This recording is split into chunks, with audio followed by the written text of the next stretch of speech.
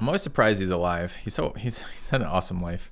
You guys don't know anything about his life too? Like he had like we know him because he's like 100,000 years old and has been narrating like animal documentaries for as long as I've been alive and then some. But he had like this whole life before that too, where he was like around the world exploring shit and seeing all this on the ground level, like in I don't even know what years. It's insane. His life has been so interesting. Very interesting character. Yeah, from Professor Metamonia, fucking post that in Discord and flag some mods and see if, or flag Tom with that, see if we can get that going. I would love to do that. Get some voice acted lines for the this add-on that Twitch that Flipper's been suggesting. That'd be fucking amazing, Professor Pandemonia.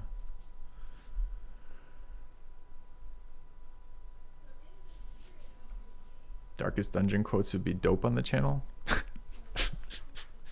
I know you troll Six Sock, but that one's too on the nose. Okay.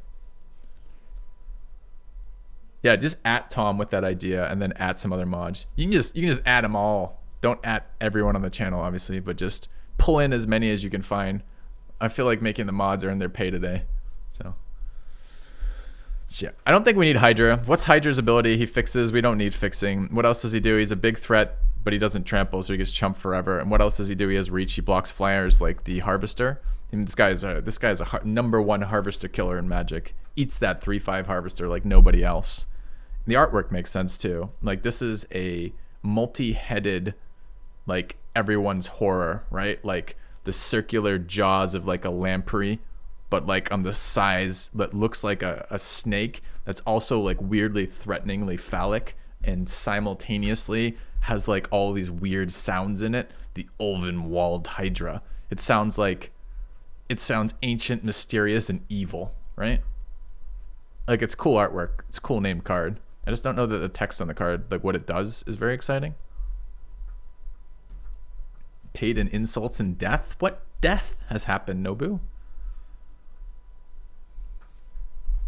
So I don't think we're playing that card. That's what I'm getting at. I think we have other ways to deal with flyers. Mostly removal. What death? Exactly. What impactful death has there been in my channel? I forgot you were a mod, Ondridge. All right. Left to eject.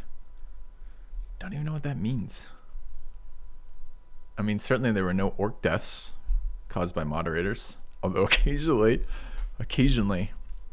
we got the revitalization of our team. Next question, I guess, is Lamia. Is Lamia strong enough?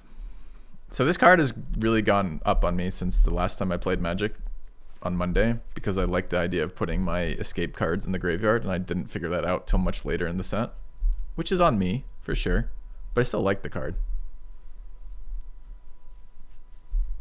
I just don't know if it's strong enough. Is a 4/4 ground-based creature with lifelink anything this deck cares about?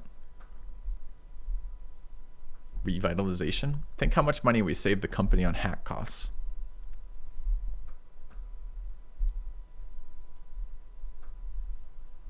We're never doing that one in Oz We Trust, I don't think. But the worst, and again, like that misses all the opportunity cost, right? The reason why we cut the card at all is we need other cards in our deck.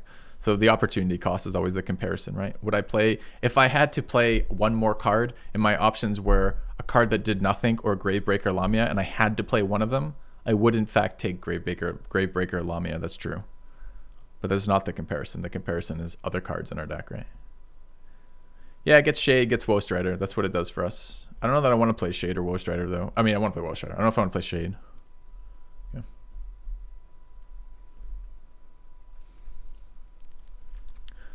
So look at that out. We got one card back in. What, if anything? Is Kenra good enough? Do you guys think Kenra is better than Lamia? I kind of feel like Kenra is better than Lamia. This lets me, we're often going to have a position where we can't quite attack because we don't have enough power. This card puts that in for us. It's an early play if I have to block.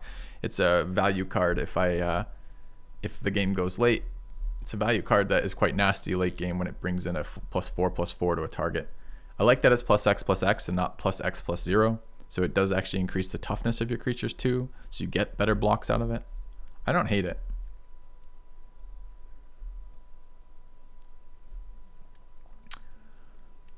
Yeah, and I guess this is technically, if we put this in as well, our third recursion card too. Fourth, I guess, since we have Eldest Reborn, Shade, Woe Strider, and Kenra.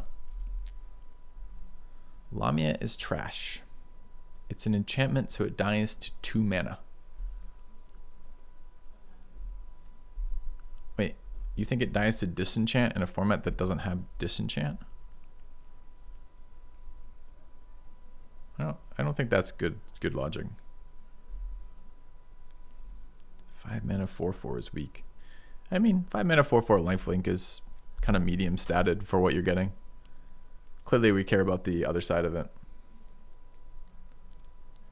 Yeah, we don't need to shit on the guy for it. I just don't think the opinion is very valid to any of this. It's not like we're playing him in a... It's not like we're playing Lamia. It's not like this is a constructed deck and we're just like, oh my god. So, I don't know. I mean, it dies to all creature removal. Sure, it's a creature. It's also an enchantment, so it dies to a little bit more removal. Sure. But most of the stuff in this format, yeah, I don't know. I don't think it matters. Yeah. Are there any cards I like, or is don't hate the highest rung on my ranking ladder? I like Binding of the Old Gods a lot.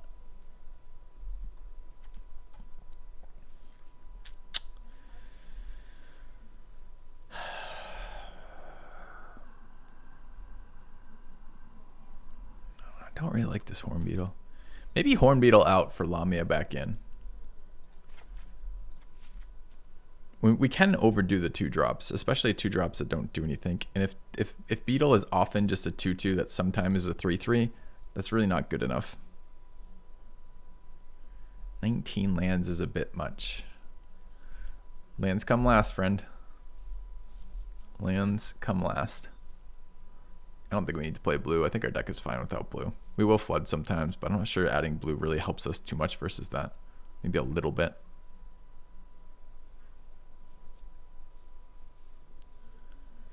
Although if I'm playing that Cultivator's Caravan, it makes blue even less expensive. All right, so let's say, chat, we wanted to play Hieroglyphic Illumination and Behold the Multiverse. Let's say we wanted to do that.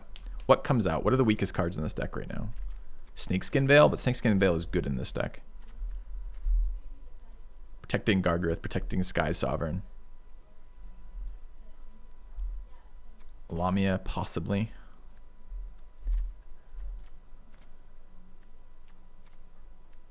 Savage Stomp is a possibility. What are our other removal options? Shade is a pretty clean option too. So removal options are Realm Eater killing all of our permanents. Nice. Thrash. Gear Hulk. Sky Sovereign. Alright. We're probably keeping Savage Stomp. I'm glad I picked that card up. That was wise of me. Alright.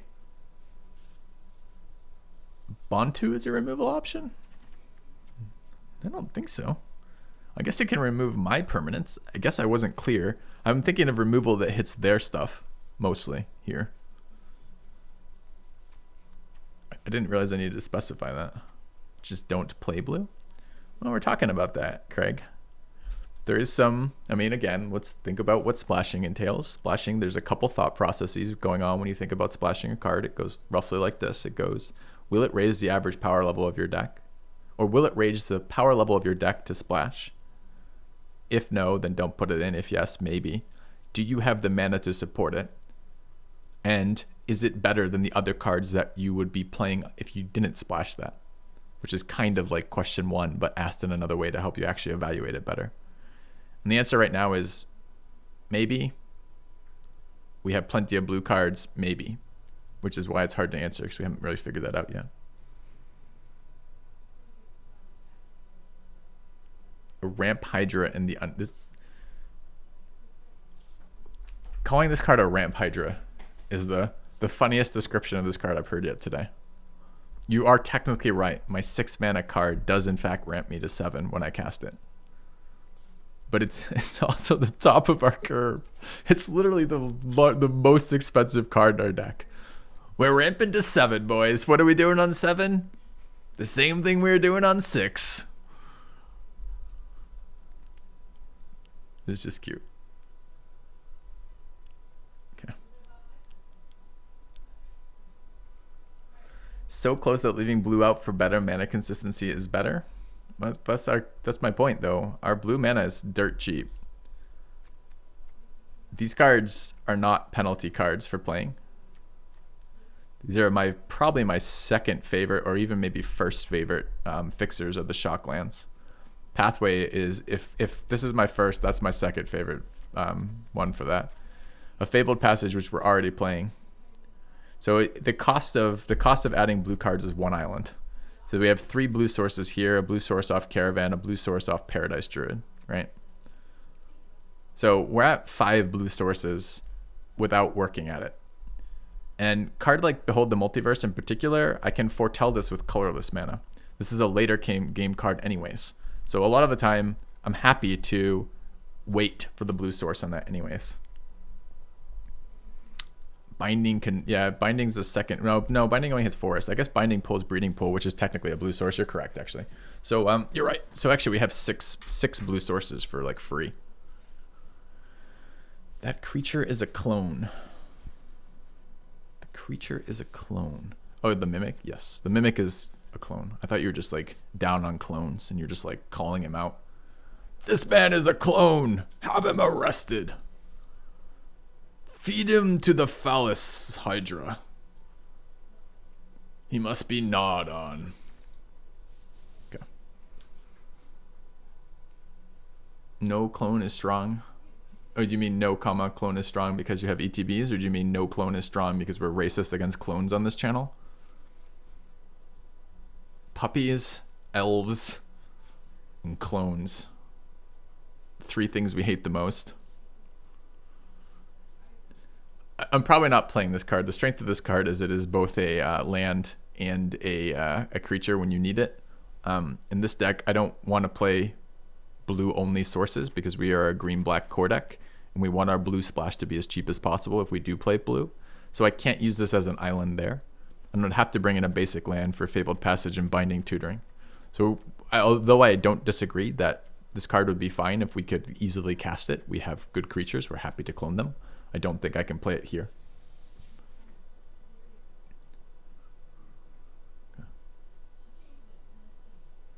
Oh yeah, sure, Arcama. We lose all the time with this deck. This is a hard decision because we have a lot of good cards here and I'm not really stressing over making the decision rapidly. I've got a lot more space to fill in my content schedule now that WotC has randomly canceled their fucking pre-release.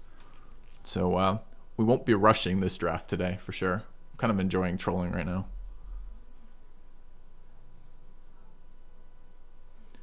Yeah, chat, I'm not very sure with that. It's really fun being like fake racist in games, but I'm not sure why that is.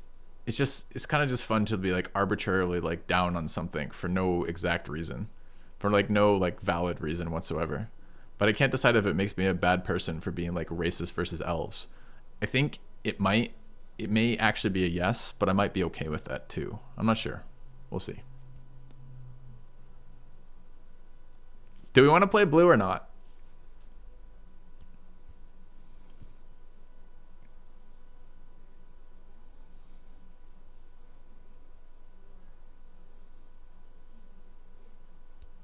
And which blue cards do we put in? Can you be racist versus an imaginary race? Sure. The question isn't, is it? It's kind of funny because what it actually says is racism inherently bad? And the answer goes probably yes in reality, but maybe no in fantasy. Like, let's imagine there was some fantasy race that is full of the most like their whole race is just evil. It's just like coded into their DNA. They hate all other life forms. I don't know what the hell it is. You know, like the primes from whatever fucking book that was, right? Like where it's just about like the propagation of that species, the cost of all other things. You could then be racist towards that. I guess that may be species. I don't know. So I'm saying like it's a complicated thing there because there's so much negativity around that, and rightfully so. But if we now apply it to the fantasy setting, does it matter? Okay.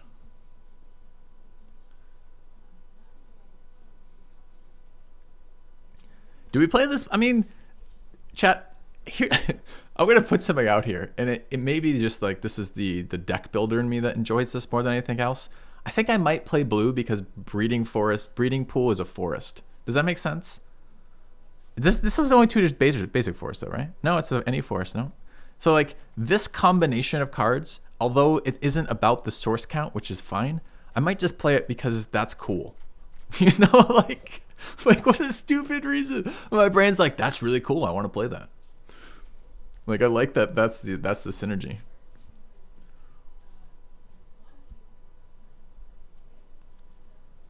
Anyways, I should probably stop joking about racism on Twitch. This is like an easy way to get a ban for not having done anything wrong. So maybe we'll just drop that conversation.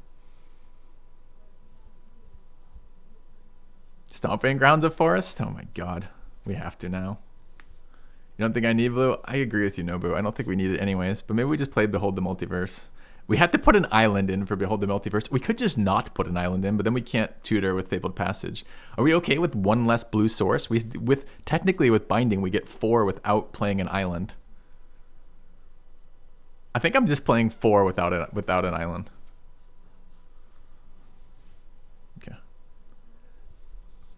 Yeah, I mean it's a lot like the Destiny's like his probing question to see if people have actually thought about things about incest between brother and sister. You know, is that inherently bad? And everyone like stumbles on it because incest is such a huge taboo. But if like it's a non-procreating pair, does it actually fucking matter?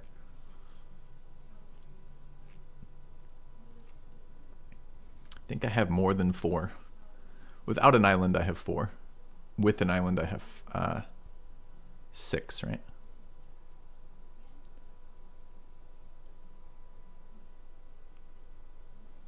We need 1 card out of this deck. Is it Shade? Does Shade ever advance our plan? Our plan is to go big things that matter, not little dudes that get in all the time. I feel like this is Shade out, play on. Filthy is pro-incest as long as no offspring occurs. I don't think I have to be pro-incest to say I don't give a shit. I don't think there's anything necessarily problematic about it. It's certainly fucking weird. But weird isn't necessarily bad. Do we play this like this? No islands. We'll cut the island. Obviously, we cut 2 lands because we're running 2 tap lands and play this. Obviously, no mountain. I think we're playing the strongest cards out of our packs. I'd love to play this card if we had more cheap blue sources, but we don't. This is not a Triome in our colors. I'm not playing this as just a black tap land. I don't think I want to play Illumination. I like Behold the Multiverse's Foretell portion being colorless. Honestly, if I'm playing Behold the Multiverse, I could probably play Hieroglyphic Illumination, but 1 blue card here seems really dirt cheap. We have really good fixing. There's some argument about the Beetle, but the Beetle is often a 2/2 with no text on it for us because we don't have a lot of early game. We don't have a lot of 3s or 4s that create that. Sometimes we'll miss out because we could have gone like... We can't even go Beetle into Thrash because we have to get the acceleration somewhere else. I guess we could have go turn 1 Llanowar Elves, turn 2 Beetle, turn 3 Thrash. And in that exact scenario, it's not good. Sometimes you would remove Snakeskin Veil here. Tricks aren't super good, but I really like Hexproof for something like Gargaruth. So I'm kind of a little medium on the Snakeskin Veil. I know people love Hydra, but I'm not actually very big on this card, and we have a lot of other ways to deal with flyers. I like having Preserver as a... We don't have things that generate creatures so often, so that's not terribly exciting, but it is technically a thing that can block flying. I'm okay with this. Racism in games is relevant to a lot of current game development. Ancestries? That's interesting. Yeah, I mean, like, Warhammer is all about fucking blatant, like, racism, right? Like, not in the sense of, like, other human races, although there's plenty of that in Warhammer, too. Warhammer is, like a very nicely, like, Haiti universe. In Warhammer, everyone hates everyone, which is kind of hilarious. But Warhammer is a little tongue-in-cheek about it, although not always.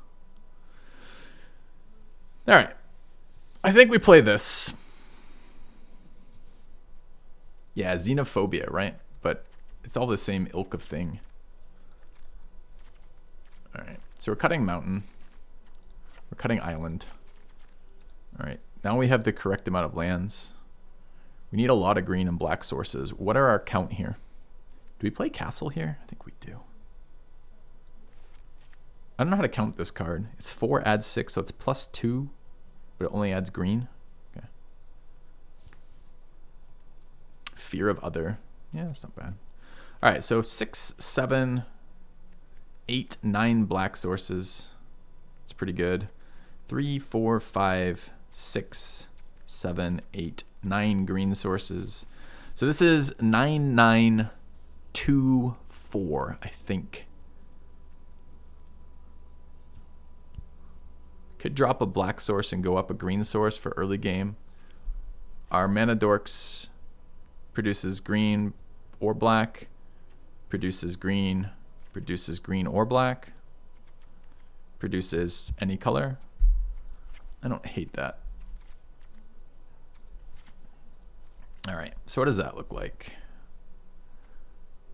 8 black sources, 10 green sources, 4 blue sources, 5 blue sources. Oh, I haven't been counting this as a blue source. Yeah, this is fun. This is plenty. We could actually play we could play hieroglyphic illumination if you want. Do we want to play hieroglyphic for illumination, chat? What comes out if we play hieroglyphic illumination? Do we want a second target for Lamia? I guess it would be Snakeskin Veil out for hieroglyphic illumination. I think I prefer Snakeskin Veil. Negate? I mean, technically we could play Negate. I think I'd rather the draw. The problem with Negate is reactive. Like the draw is at least proactive. We're a pretty proactive deck. We want to be turning things sideways. I don't really want to be sitting there holding up counter spells. Although, to be fair, we have plenty of things we'd like to protect with Negate.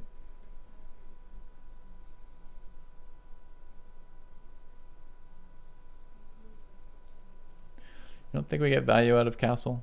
Castle sometimes let us double spell when we couldn't otherwise. It's a pretty low cost land, right? The only time this card fucks is if we don't have forests in play. And I mean, I guess this wants mountains and forests. I guess it also fucks our Crag. We don't have to play Crag. This could just be forest, honestly. Like, I'm not so excited about casting the backside of whatever it is that I care. So maybe we do that. Keep the castle in. That's probably more reasonable. Castle only adds 1 mana. Oh, you're right, because we use 5 lands to get 6, so it's +1. Okay.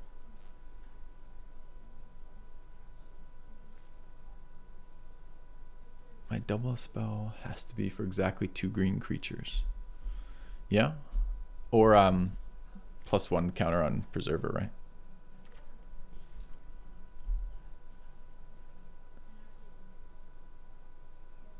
Why do I upkeep Thrash to Threat? Who said anything about upkeeping Thrash to Threat?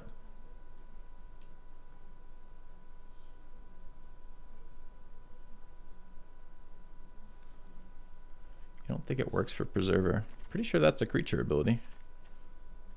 So I'm pretty sure I can. Why would it not work for Preserver?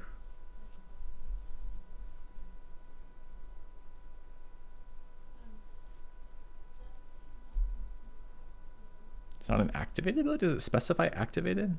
Activate abilities of creatures. That's some interesting wording.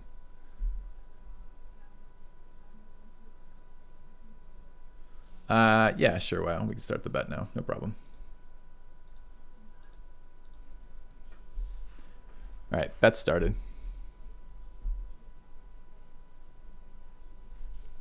It doesn't say activated or triggered. It says can be used to cast creature spells or activate abilities of creatures. This feels like an ability of a creature that I'm activating, but I guess if I'm responding to a trigger, maybe I'm not activating it. It really depends what that terminology means. I don't care if we remove this. I don't think this card does anything or doesn't do anything for us. It's just a super cheap land to play, right? Since it doesn't come into play tapped if I have a forest. I guess I can't tutor it technically, but... all right, that's fine. We do need double black a lot, though. We need double black on 5 for God Eternal if we ever cast that on 5. We need double black on 6 for Gear Hulk. We need double black on 4 for Hegra's Mauling. So this is currently 6, 7, 8, 9, 10 green source. I think this is still what we're playing.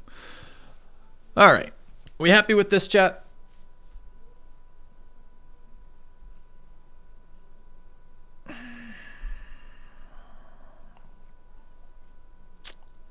Might be one too many forests. Maybe we just go 9/9. Why keep Thrash to Threat? What's wrong with Thrash to Threat, bro?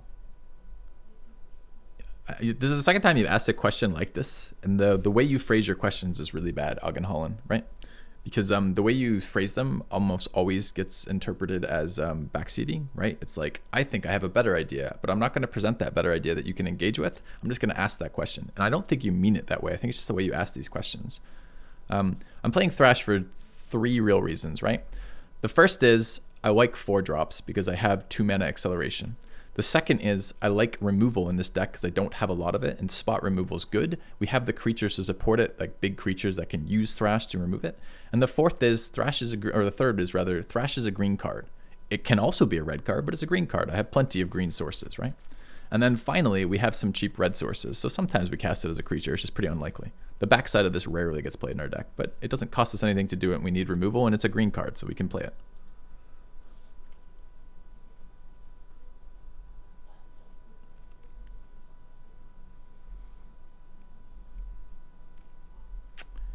Up a black banner or not? Double black. Woe Strider. God Eternal. Gear Hulk. Fine. Alright, let's do it. Let's play the game. Thank you, Ondridge. Okay. Time to collect our sweet 0 to 3 Kipo. Sometimes we get too much black mana here, for sure. For sure. I kind of want that shade in here. We cut a card for shade, chat. Is there any way that is not Snakeskin Veil? What other card could we possibly cut for shade here? Kenra, maybe?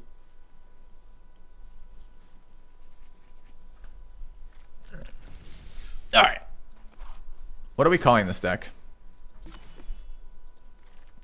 What even is Gargaroth? Gargrroth. Okay.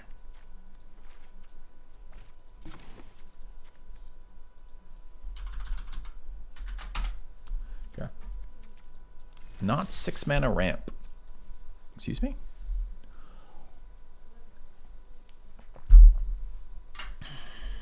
Could you or someone in chat define backseating? What amount of discussion decisions okay? Yeah, we should do that at some point. All right, how's our mana base? Looks good.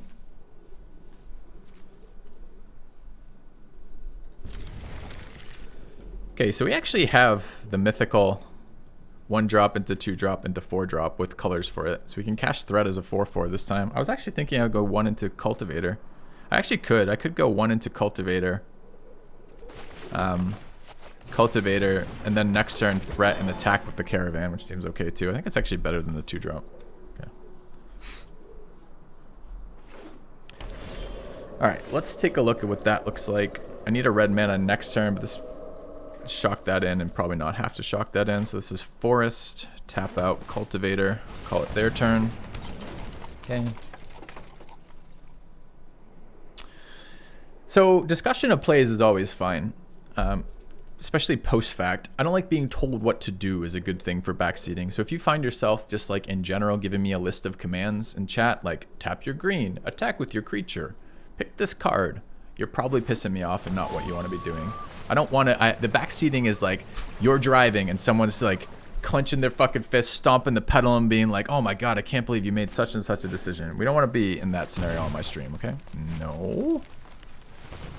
Why the fuck would you tap that way?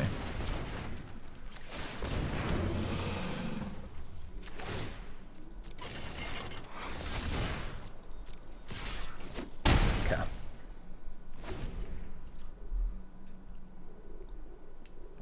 Yeah, going first. This is Magic. Your variances between games, not within games, right? So last plays that we played all fucking second with our shit deck. Now we have our better deck going first.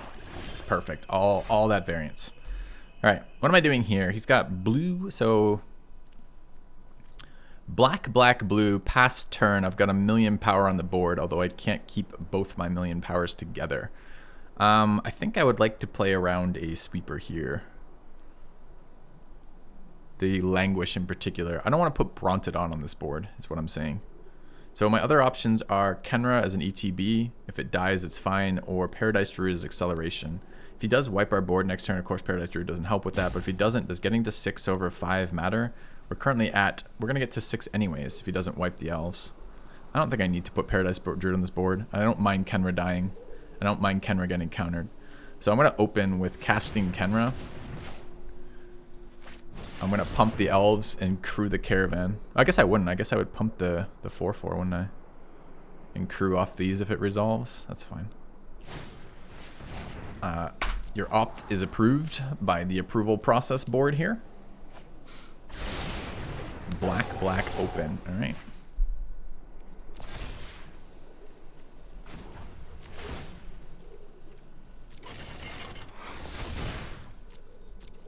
I'll get in for 11. Opponent concedes. Okay.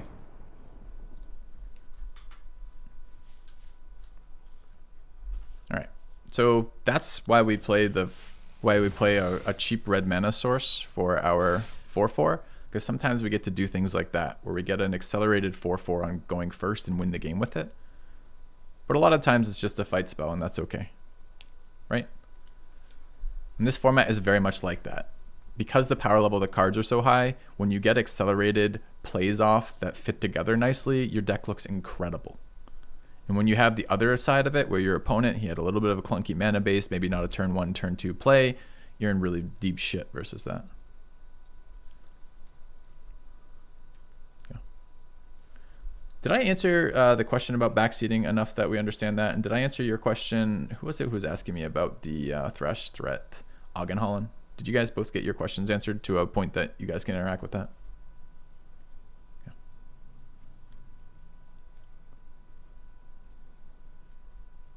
Are we having fun yet? That meter kind of, I need this meter to like flash. See, that's something else. Where's my mods? Mods record this. This is something else we could do, right?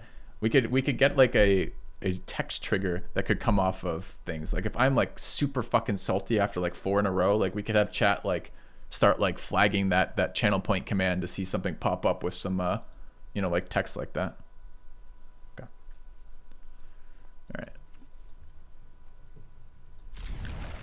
All right, to be fair, I didn't look at my hand here. I was just reading chat instead of paying any attention. All right, so we just got a black source. I don't have to play Mammoth out here. I could tutor up green first and go green Mammoth. We don't have a turn 4 play. The Mammoth is pretty decent with mouth to feed. The Stomp. Mammoth is a dinosaur. It's an elephant. I think we don't. I think I just tutor Forest here. Okay. It's a reasonable play Mammoth land here first. That's the consideration I'm making. The fact that the rest of my hand doesn't do a lot and I just drew that Swamp makes it a lot less appealing to me, but it's probably reasonable.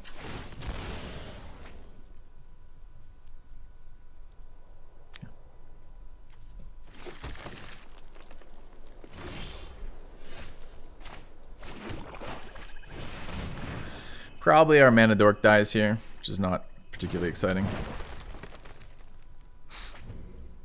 But it didn't die here, so now we're excited.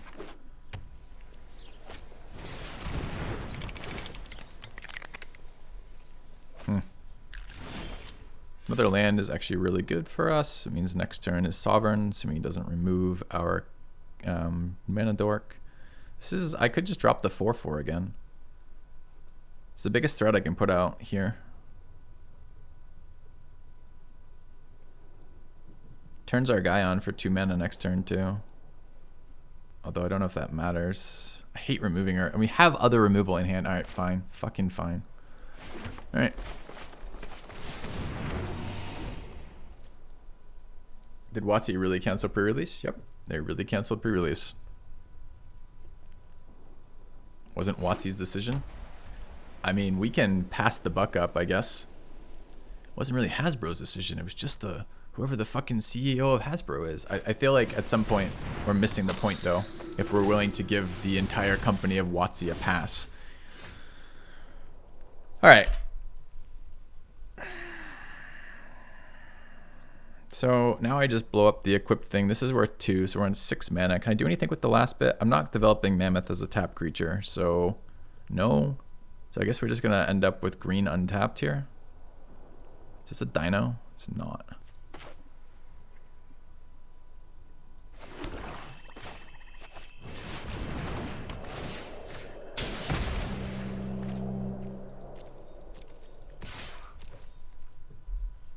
Yeah. Boat seems great. Our hand has come together nicely. Jeff Bezos is why we can't have ice cream for dinner. Exactly. That kind of logic, right? Does WotC have any ability to advocate for their own best interest with Hasbro? I have no idea. I have no idea. It seems like they probably ought to, though. All right, he's got 3 mana untapped. So what we want to do is make 2 good attackers here. So we can tutor up an island here as a tap land, which is fine. We have 6 mana, 7 with the tap, doesn't matter. I mean, I could play Mammoth on this turn, so I have 6. So we have 2 3-drops. I might as well get fucking Mouth to Feed value, right? So this is probably, oh, but it can't second half of Mouth to Feed. So first half, I want a Binding this turn, but it's really clunky, the Binding play. I guess I Mouth plus Savage Stomp and we call that a day. It gets blown the fuck up by removal though, right?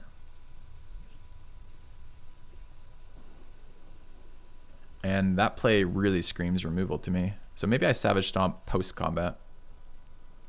Alright, we have our plan.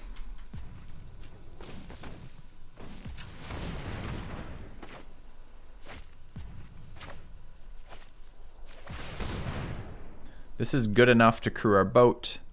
If he's got removal, we don't get blown out. We're gonna crew the boat. Probably the boat gets blown up here. If he doesn't have removal, we cast our Mammoth. If he does have removal, we cast our Stomp. Alright. Okay. Alright. The Brontodon is a dino. Hoy. We have the dino in our deck.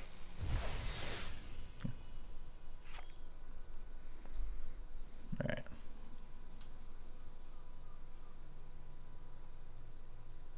Black White is high sweeper threat. I still have to develop creatures to attack him. There's sometimes I can play around sweepers and sometimes I can't. So sure, Black White is high sweeper threat. 4/4 token MVP again? Yeah, right. Going first on this hand. I don't know if I can keep this hand. If we draw a land, we're good. If we don't draw a land, we lose the game. Kind of sucks.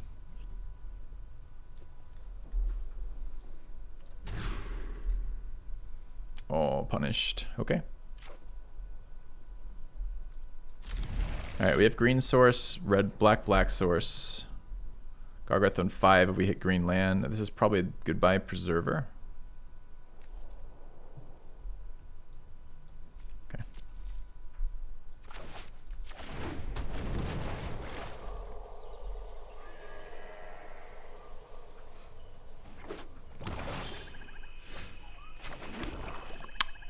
I will play this out for early interaction.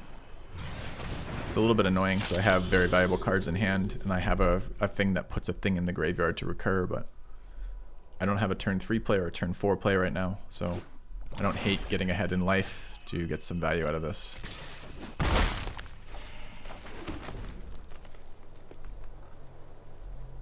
It sucks going first at mulliganing, for sure. Red-black. Will our creature live? Nope. And there goes my Eldest Reborn. That sucks. Where were you last turn, you little shit?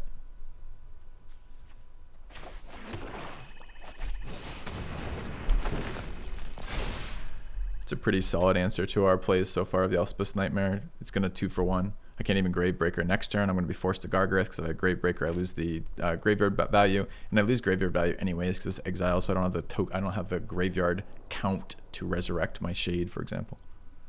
Or not my Shade, my Woebringer, Woestrider, whatever his fucking name is. So you can see my 5-drops. He's highly incentivized to remove my 1/1 that gives me 5 mana next turn. This is just a really bad setup for us. Get beat by that card right here.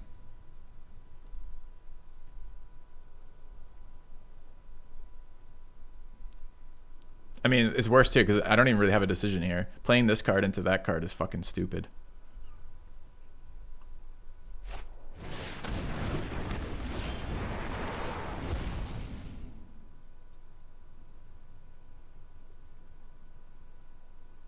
Is there any universe in which I mean, I can never attack with the 1/1. Do I tap? I mean, I don't get any advantage out of that being untapped. I mean, he sees my whole fucking hand here. Do I ever hold this? Does it matter? What am I going to be doing with this? He might make me discard it, in which case it's better to keep it because I want to stack my graveyard. I guess it's better later. He might. Is there a single? I mean, I'm going to play this card, but he's going to have an answer to this card, presumably. I don't know if I hold this or not. There's sometimes I want to get to 6. Is it always discard 2 in this format? Is there ever discard 1? Yeah, there is discard 1. There's that acquisitions dude. I'll hold it for a turn. Yeah. I guess Eldest Reborn makes me discard 1 too.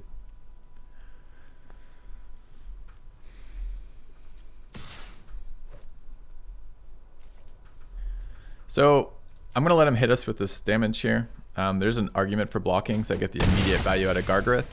But I'm more vulnerable to tricks here. If I attack into an open board, it's just removal. If he had removal, he could have hit it first. So he might be trying to, I don't know. He might be trying to leverage a pump spell of some sort. Yeah. I don't really understand that play then. So we have 2 mana remaining. I mean, I could put Woe Strider in the graveyard. It's the only card that makes any sense, right? We lost both of our other recursion cards. These cards already recur. So we have 4. I guess the other guy is a 2/2, who I can recur on 6. That's actually a better play. All right, so let's draw first. Draw? Is a 3/3 valuable on this board? I don't think so.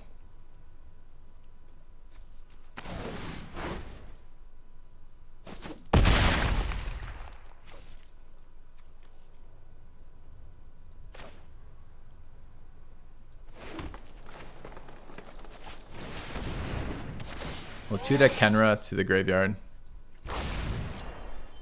Okay. Is clear bait to block the 4/3? It's not clear bait. You can also bluff an attack there because we don't want to interact with Gargareth, which is what he did, and then use 4 mana to resolve a fucking 4/4. So it's not clear bait necessary to block there. No attacks here is interesting. I guess he's gang blocking Gargareth. We don't want that. Question is, I can't do this in instant speed. So currently, what's the blowout? The penalty is if I Kenra Gargareth, I lose the ability. I get blown up by a removal, but I think he would have removed it last turn instead of Shepherd, so it's his top deck removal. I think it's just Kenrith, Gargareth, and go. Do I also attack with Lamia? It's maybe.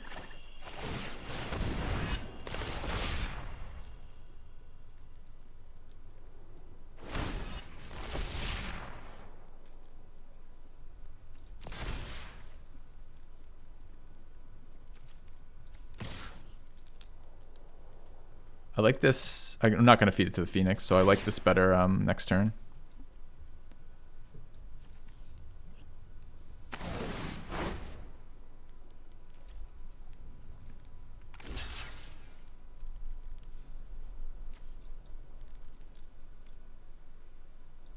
Maybe he'll exile his Phoenix. What do you think?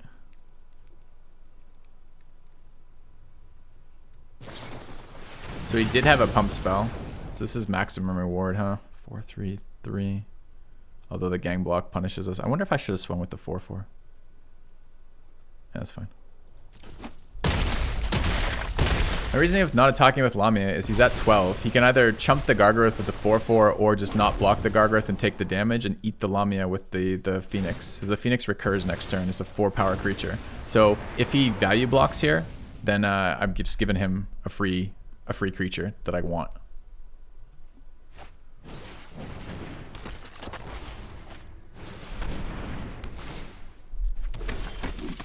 Now, if I hadn't drawn every land in my deck, we'd be in a slightly better shape here.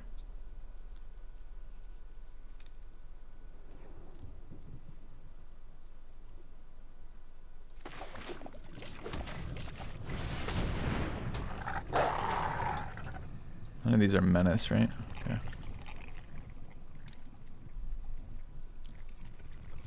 It's annoying. Our opponent is land screwed, but the fucking Phoenix is like beating me single-handedly right now.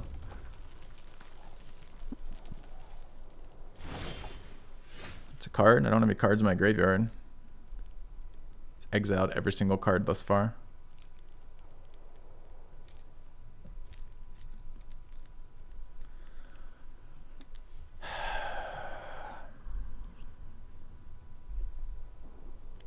This thing doesn't exile, right? I think the Scry is worth playing this card, especially if he's going to Lava Mancer me. He may not think to respond to casting Woe Strider here. He may just let it resolve. In which case, when he does kill a card, I guess he kills the Woe Strider directly here. Don't need these lands in hand.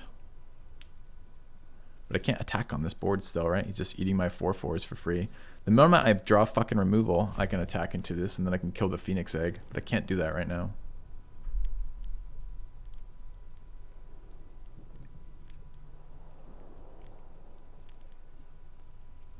Seraph the egg? I have to have tokens. You mean after? Seraph triggers on my upkeep, not whenever I want it. So the only way I'm gonna get that is if I can get a counter there later. So it's not gonna work, dude.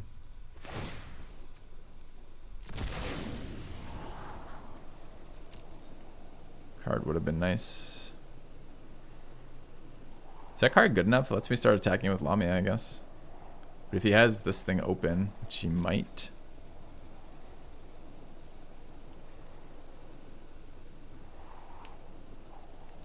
I think it's okay. It's not great, but it's probably better than a land, which is going to be my next fucking draw. Okay.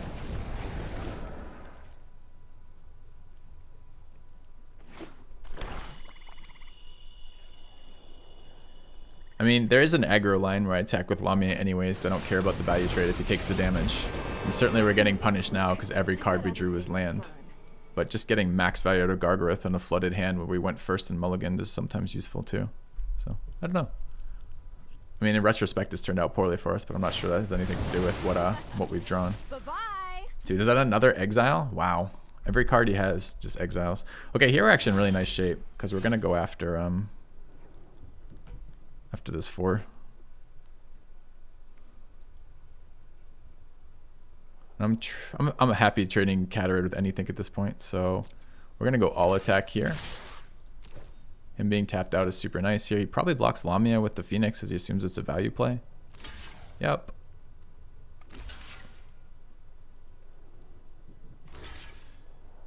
And then I say,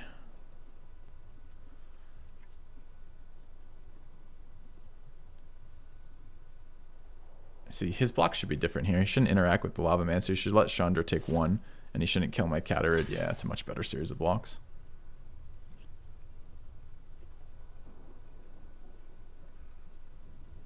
Okay.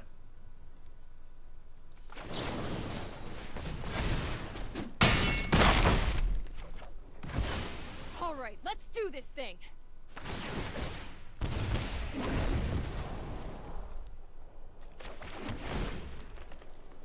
Alright, we're still super behind, but I can attack with Lamia every turn now, kinda. When he gets his second card in the graveyard, I can't, again, because the Lavamancer plus Phoenix. The Phoenix is the blocker who's been insanely annoying, so we can't draw anything except fucking lands.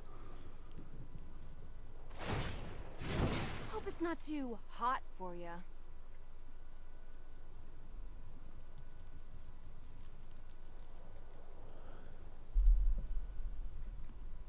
Guy's got 5 cards, 4 cards in hand still.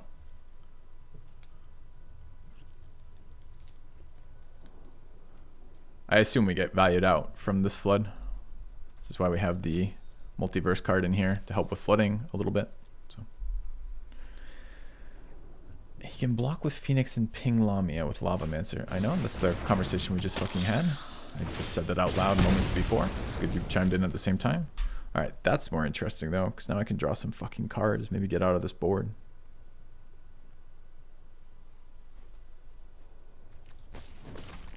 Rebirth my Woe Strider too. How many cards am I drawing? Like 6?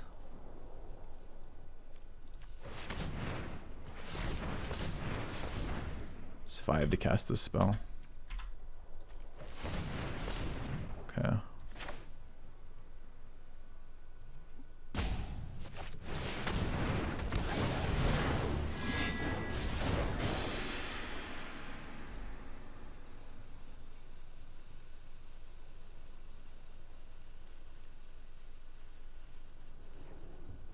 Should tap the land first, I guess. Maybe more than this is greedy. Let's take 4. 2 lands. Game. Okay. Alright. Does he have 2 in graveyard? He doesn't yet. He could get 1 with an instant, which would be annoying, but I'm not going to miss the 5 lifelink here. So we're going to play out our dude. Should have left 4 open here. Okay. Going to combat. It's non-token creature. I'm not trading the 4/4 off. He wants to gang block this. Okay. He wants to chump. That's okay as well. no fear of me drawing a removal spell here, I guess, for his Phoenix. Okay. It's a little bit unexciting. Wasn't expecting him to give up the Lavamancer here, but it's okay. Draw a card out of this. Yeah. Bastion, Blood Artist. Pretty unpleasant here.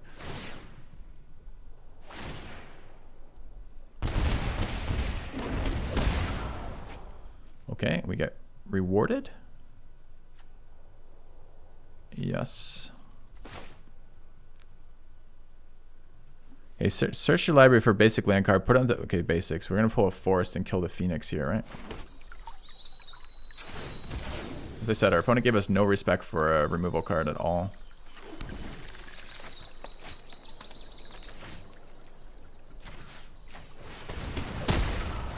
Alright, fucking finally. That's down. Alright. Just drew fucking 4 cards. He's like, I block with Phoenix. I guess it's reasonable. Alright, opponent's back up to 20 though. He was at 8, I think. Or something similar. Maybe it was 12. Our hand is pretty dead again, hilariously. We have... Oh, come on. Oh, God. Okay.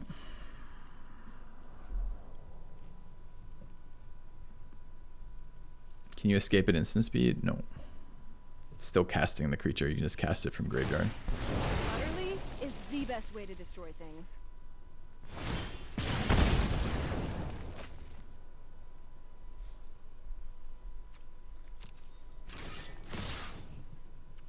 This card's Menace, right? So I waste 4 damage to his face with Citadel on board. Could be second land, which is why he wouldn't cast it, but it also could be a removal, instant speed removal here. Instant speed removal, if I don't attack with both, doesn't get me the Blood Artist, but I don't think I give a fuck. I actually think this card goes face. Okay. We're at 1 emblem. I can always do better next time. Alright, we're obviously rebirthing our guy. What's our mana? 3, 6. So it's 5 to rebirth plus 1 to cast our guy is okay. We already have blue mana in play, although it can be removed. I don't need... We've already played our Thrash to Threat, so this is just a tap land. Okay. So we are going to cast them both out here.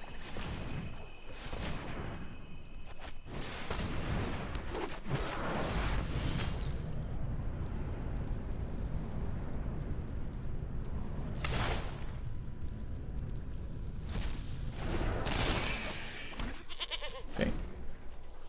I don't know if we're scrying yet for... Scry costs us a life. But I kind of need to draw something that matters here. So I think we're scrying.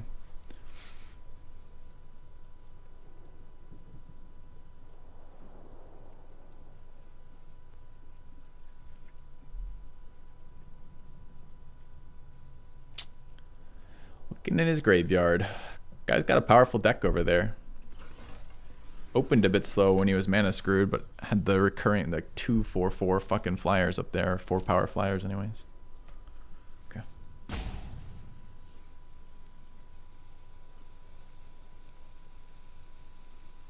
The Mana Flood ended up giving me the gas. No, our anti-flood cards drew us out of it. I mean, just think how much better we'd be if we didn't flood in the meantime, you know? If we just play our cards on curve kind of deal.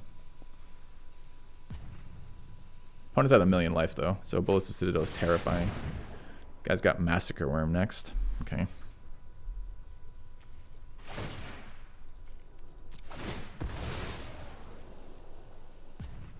We'll get double scries and not give him 4 more damage to our face.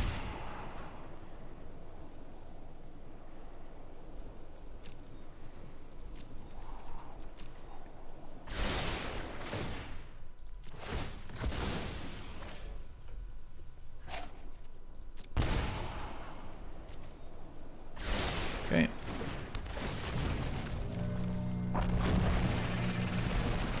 Do we blow up Citadel or Worm here? I can attack into Worm. I don't know if I can survive blocking Worm.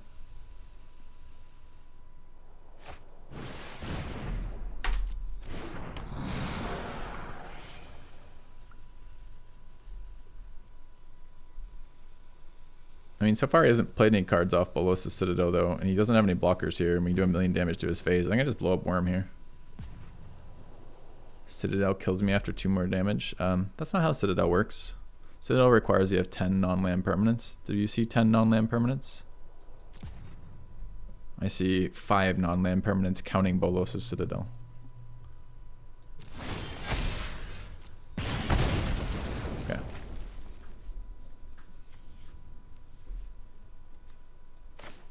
I think this has to be Worm, annoyingly.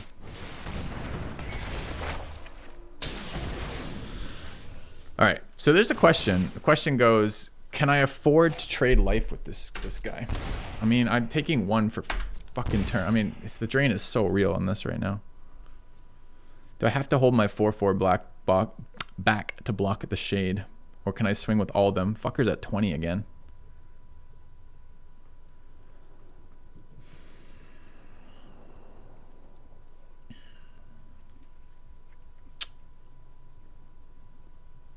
I'm at 9, being pinged for 1 guaranteed.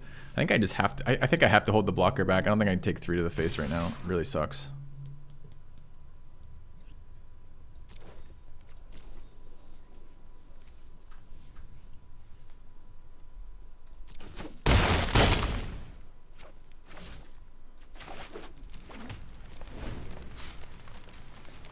We still have more lands than our opponent. Although he is drawing 2 per turn at least off Bolas' Citadel, and we sacked 4.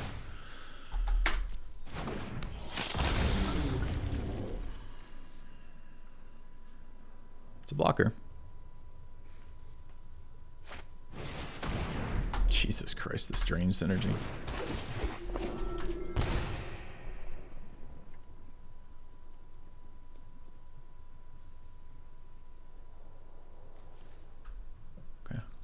Weird order. He's casting him off the top of his library. It's not a weird order. It's Bolas' Citadel, right? Need my attackers here. So what he can aren't I just dead? Can he just sack everything here? I mean, he can sack as many creatures as he wants to Predator. So he just sacks Shade. That's 1 to my fucking face. That's 2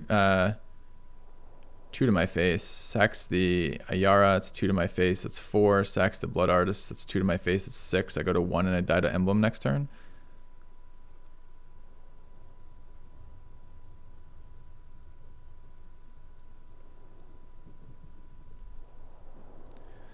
I think I have to Sovereign the Blood Artist. Does anything else work? We're dead? Are we dead though? Are we at like 1?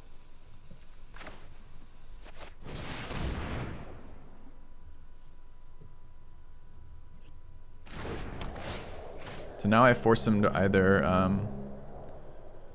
eat it now, in which case he taps another one of his blockers, the indestructible blocker. Just let it go.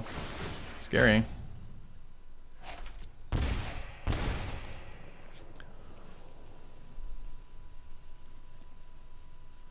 So I need to attack with lethal blockers to make him block. He blocks with Predator and pumps it, so my Shade dies. I didn't save black mana. I can't recast Shade. Didn't have enough mana to do it anyways with the Sky Sovereign.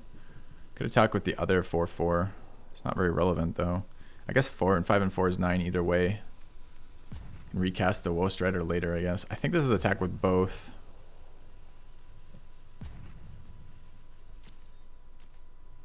Do I want him to block with the Predator?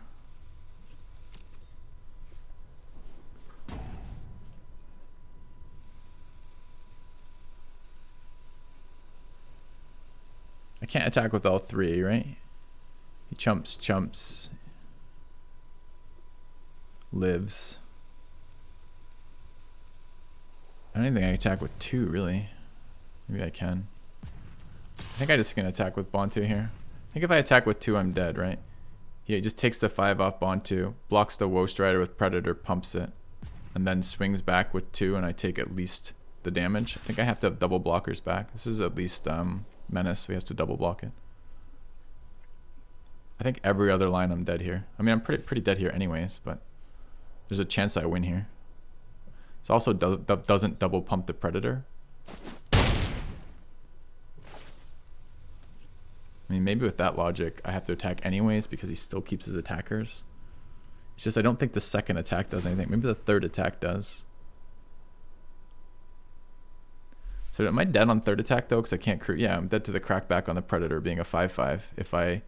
So I can't attack with all three because he survives, he chumps, sacks, Predator goes to 4. I can't crew my ship anymore. I think I'm just fucked in every way here.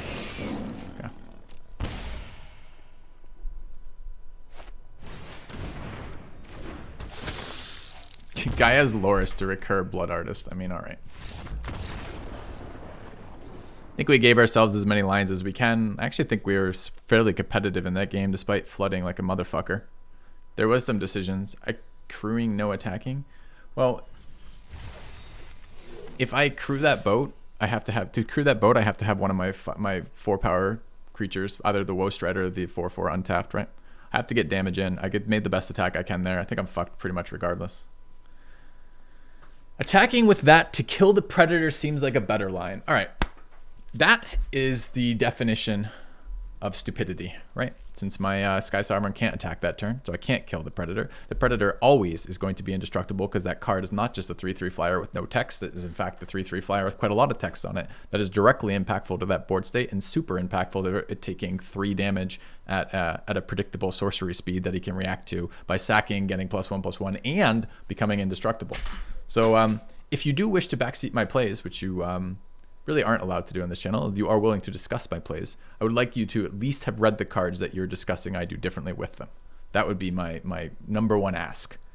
We're running a whole mod that lets you see all the cards that I have by hovering over them, so you can read them at the same way that I can read them, and then you can help make plays. So the Sovereign was both summoning sick, so it couldn't attack that turn, and I need it as a blocker because I can't survive that Predator. And he can tap that Predator on my end step to get a +1/+1 counter, and then attack with it, so it gets another +1/+1 counter, so it's a 5 damage flying attacker, of which exactly one of my creatures can block. The creature I held back was Summoning Sickness. Anyways. Alright, we have to mull this hand again. We can't cast any of our cards, we don't have enough lands. Okay.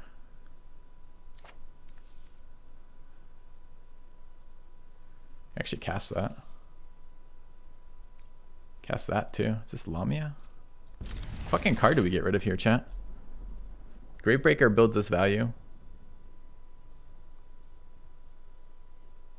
Thrash the Threat's castable. Behold the Multiverse is castable and we're down cards. Gives us a 2-drop too. I think this is Lamia. It's really close though. Oops. Maybe we can go 3 to 5 with that and just build it. Maybe it's Thrash. Maybe I don't need the 4-drop even though I can cast it. Lamia just better for value than the Thrash, I guess, and I'd rather draw that as removal later. It's really close.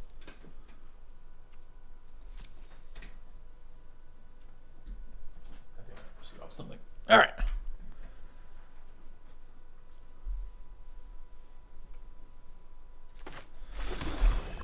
Okay.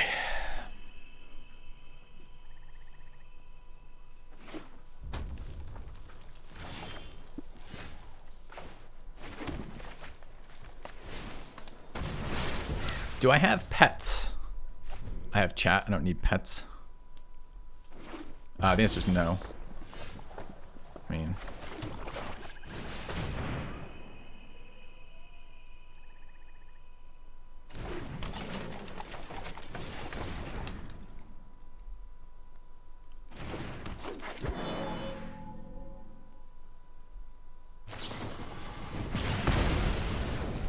I hate it. It's that one. Like, I mean, I'm expecting the mana dork to get removed. He hasn't done anything. So we got a little screwed here, honestly. We just bricked on our draw, our land draw for Gravebreaker. We had 3 draws to do it.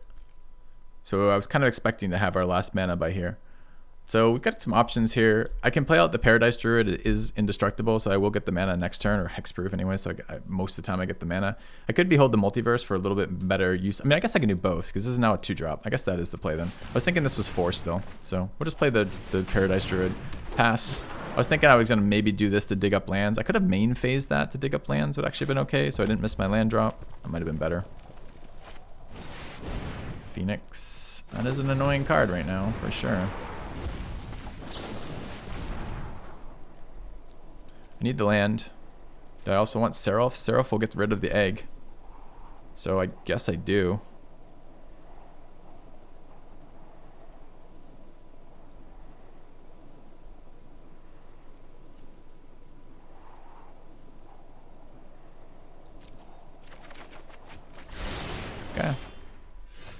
Wish I could have scryed that fucking card away. Alright, so we have 5 mana here. I don't hate Gravebreaker. It's a card I can Savage Stomp away the Phoenix with next turn. Although I need Seraph in play for that. Is there any way Seraph survives?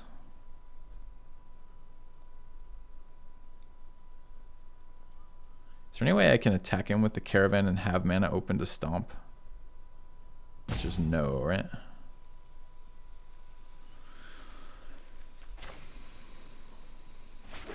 I think I'm playing both these cards and leaving my Paradise Druid untapped.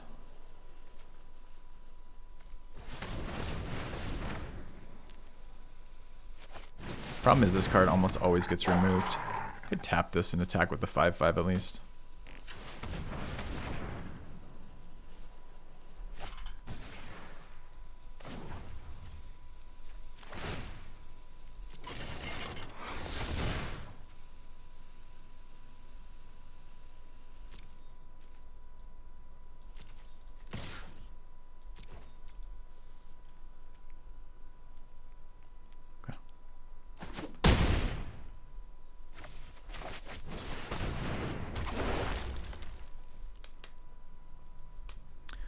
Alright, there's a shit ton of plays to be made with that exact mana.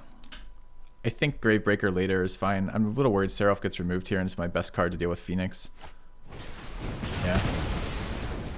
But Gravebreaker alone doesn't deal with Phoenix either. And if he's not blocking, at least I'm getting damage in. So we don't know what our opponent's doing. Is he mono red with no early game? Or is he red white with no white cards? It's really tough to tell. The fact he's playing 2 tap red lands makes me think it's mono red with a bunch of fucking expensive cards in his hand that he's currently screwed on.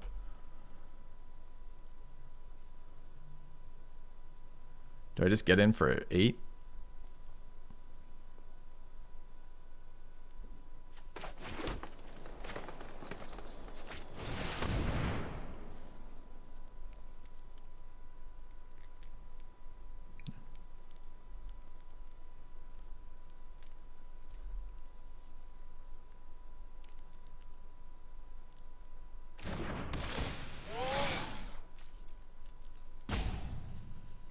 Which card do we want to tutor, chat?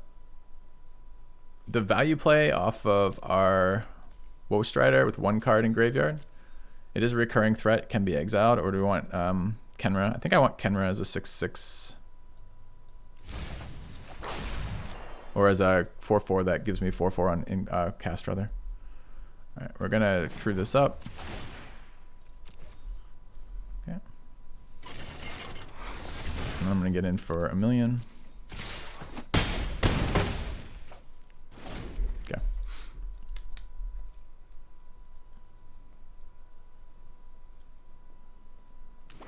Lamia's been good in this deck so far, man.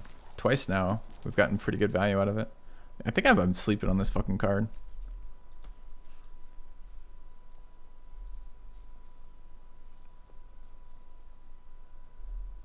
How come this doesn't reduce Kenra's cost? Suppose you cast from your graveyard. Isn't Eternalize, I guess, is not a cast. It's a fucking... It can't be... It's just a... I don't know. It's an ability, I guess, not a cast. Feels like it should be. Yeah, for sure, Joe. There's a big swing if I can pump Lamia on attack, for sure.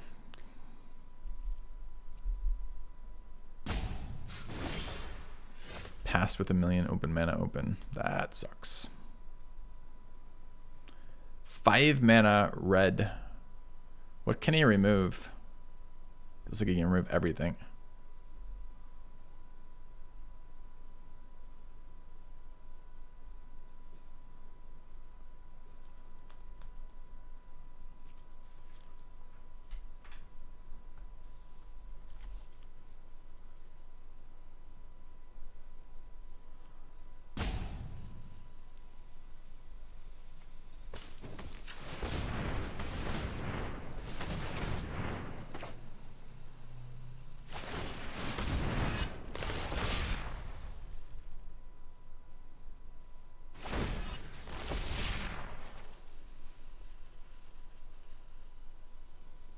This forces him to chump if I cast this on Druid. If he's got interaction that kills Lamia, it's really... I don't want to waste this here. I think I'm casting on the Hexproof.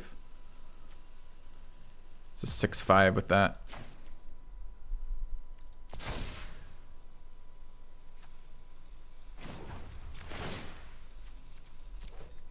Okay. I can't get 3 mana here reasonably anyways, which kind of sucks. Here though, he just blocks my Lamia. But I forced him to chump with the Outcast, so I don't have to have this open. So we had a Braid.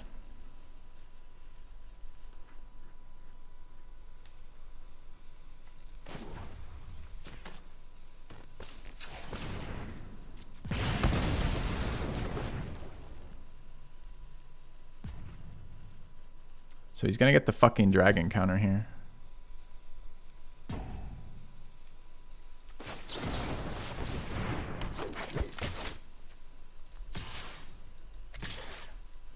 So he eats Lamia, goes to 1, or he eats Lamia and chumps.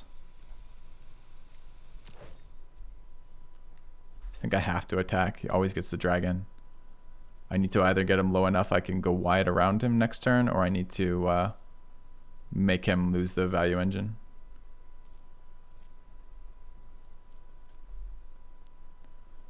So here I would have, I still think I don't want to pump Lamia, right? He just eats a different creature there. A Braid is an interesting one there. It's certainly annoying. It removes my 5/5, but it removes my 5/5, and I already got the tempo out of casting this. This card is Summoning Sickness, so I can't attack. Okay, I wasn't expecting that line. I think that's probably the worst line for our opponent. God alone knows what he has in hand, so maybe it isn't, but it feels like the worst line. Because he didn't remove one of my attackers, still took a lot of damage to the face. He secured his Dragon Master, I guess.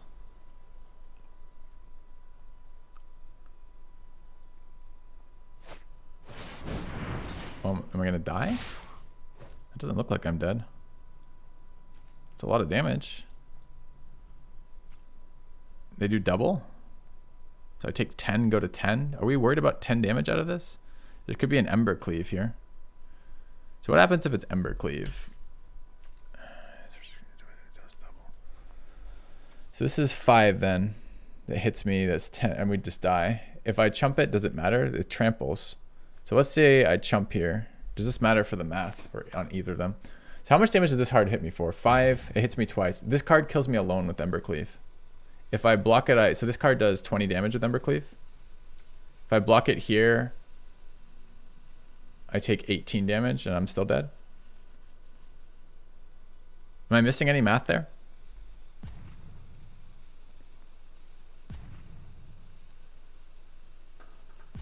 Yeah, it's not 4 attacks. It's 3, or rather the double, right? It's just off them. It's not doubling it quite as many times. So this is, okay, so this is 5 minus 3. 5 minus 2 is 3 for 6, and then for 10 is 16, and then for 2 is 18. I don't think it matters.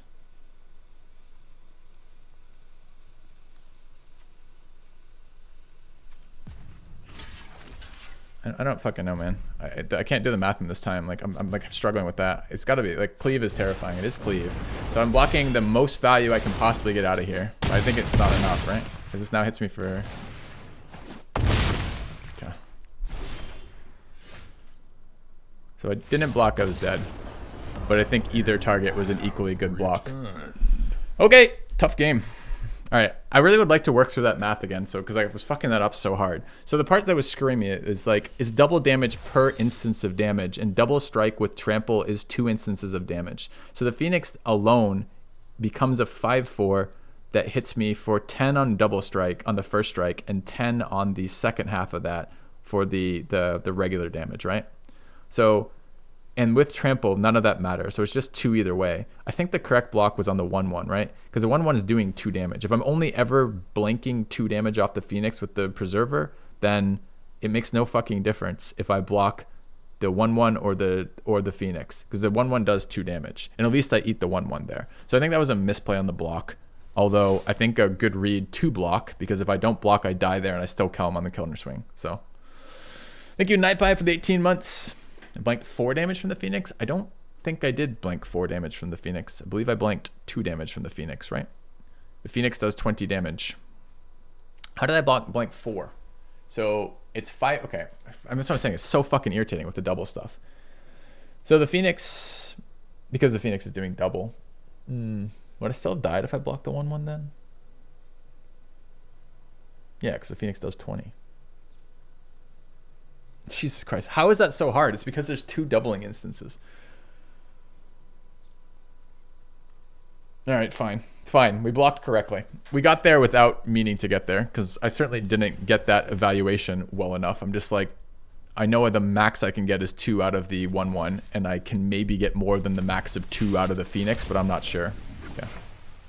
Aren't I always blocking? Seems like the correct choice. No, I'm not always blocking. Sometimes if I mean, there's a world, if like in a world where Embercleave doesn't exist there, I'm not blocking. Because what he could have is sweeper removal, and I might need all of my creatures in order to push back through to kill him for lethal damage at 3 HP. So there's lots of worlds in which I'm not blocking. But the world in which Embercleave is the card that he can cast with perfect mana there, and I'm dead to the Embercleave effect without blocking, motivates me pretty heavily to block there.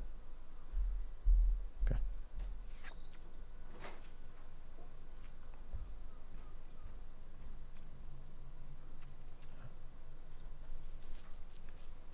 Okay.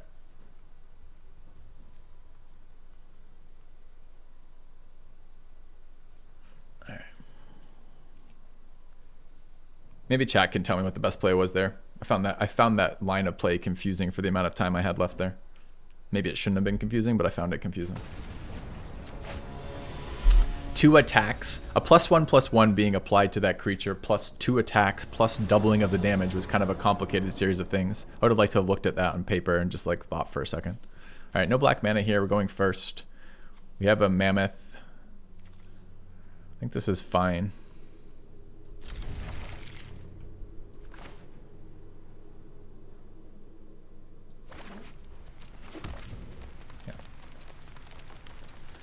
I made the best play there, but I didn't make the best play for the right reasons. Right? Okay.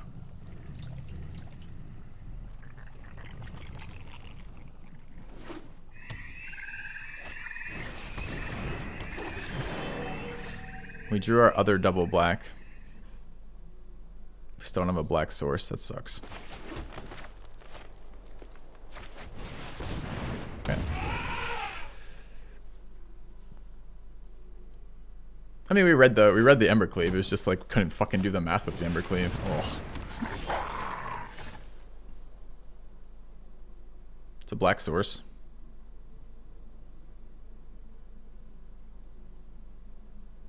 I don't think I want a Null Priest here.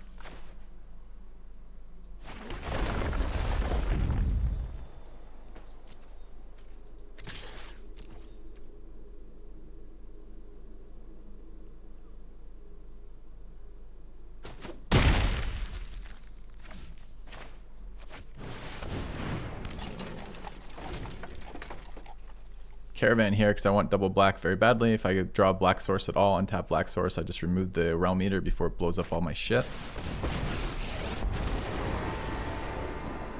Any land makes it a 5/5. I can Brontodon as a surprise later. I think no. The real decision is, do I play Null Priest here? And I think the answer is no. I'm close to 6 mana, and we're gonna put things in our graveyards. That's interesting because that gives him mana. This gives him mana without having to adapt, but it means he can't adapt later. So this can never become a 3/5, but it is now a 1/3 that provides 3 mana. That's a pretty big punish.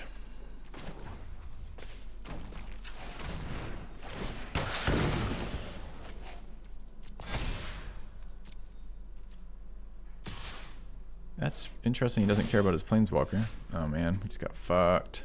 Thing's not an artifact, right?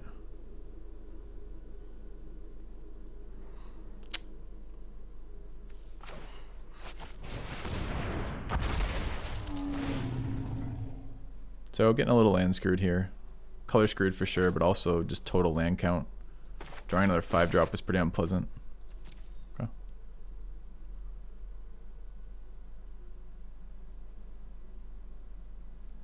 Yeah, so the 2 power was the 2 toughness was the part that mattered, Zam, because we absorb of the 20 damage the Phoenix deals, we only absorb 2 of it, but the 2 is relevant, right? The 2 is 4. Bare your fangs. Or I guess it's rather we absorb 2 of it. Of the 20 doubled, that's 4 as opposed to this. All right, I mean, guy is fucking popping off over here on untapping the elf dude. It gives him 3 mana each time. He just cast a 6/6 off an elf that triggered his unbeat his land screw after blowing up our accelerant. I don't think I can beat this right now. This is pretty rough. Can't even remove the 1/3 anymore.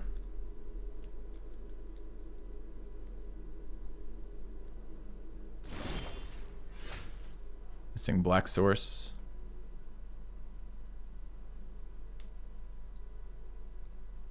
Because you removed my cultivator.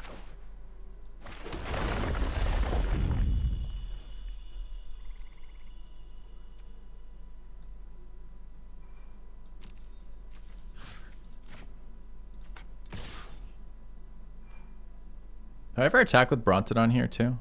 I think sometimes I do. I can't block these. I'm taking the hit. In post-combat, Sky Sovereigning's fine.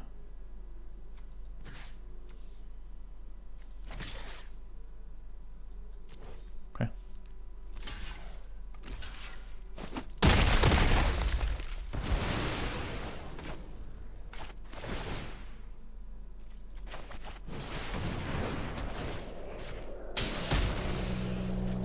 Okay.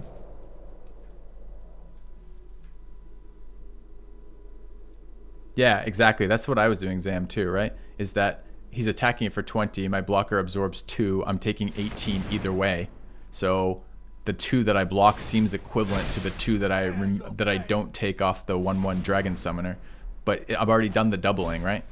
It is Ulamog me on 4 lands. Dude, this is some sick Tyver value. Okay. Good game, man. That was very fun play from our opponents. Untapping an elf who gives him 3 lands to accelerate out Hydra, Gemrazor, and Ulamog on 4 lands is pretty nuts.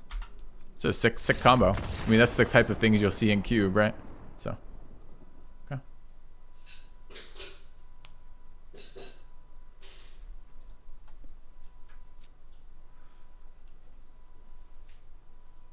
Not even mad about that one. I mean, we got mana screwed a little bit. I mean, to be fair, if he hadn't had perfect answer to our cultivator, we would have blown up his mana dork, right? We would have just cast our fucking Noxious Gearholes. And if he didn't have it, then another, you know, it's just like that acceleration there with our light mana screw was enough to lose us that game. If we weren't mana screwed, we wouldn't have lost that game. But I mean, hey, that's Magic, right? Like, how many times do you say that? Oh, right, 75% of your fucking games or something stupid. Or if you weren't mana screwed, you could play a game. But here we are with mana. Lands in 2021. I'm 37 years old, and I'm still dealing with land screws. It feels pretty bad. Gotta draw lands again.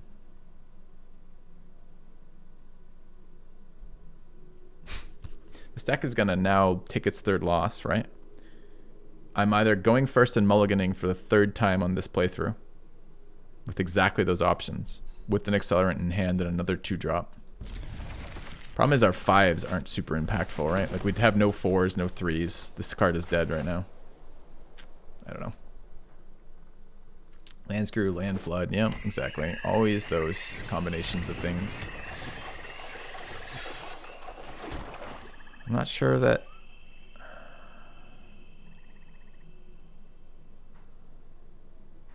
Two is not different than 4 here. Or 3 isn't different than 4. I think I'm going to end step Flash and Preserver, main phase, Catarid, and Pump Preserver, as opposed to running out of mana dork. It doesn't add mana for me next turn. And we're still trying to get to 5.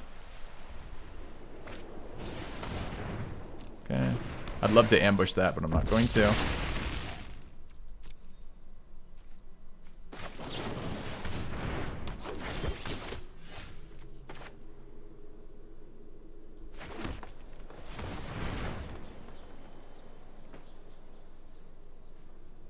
Here, it's kind of an interesting thing. This could have been bumping 2 this turn. I don't know if it matters.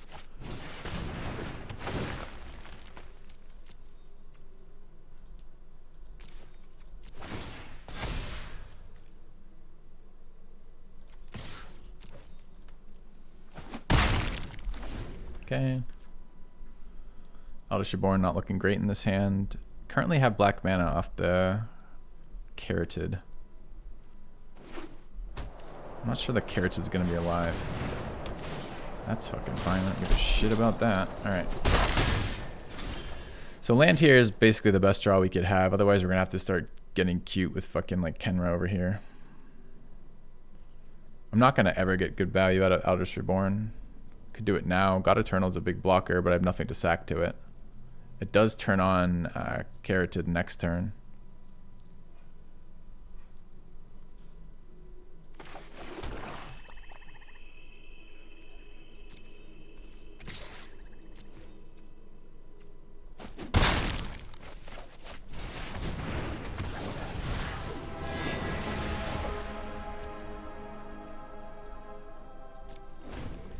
All right.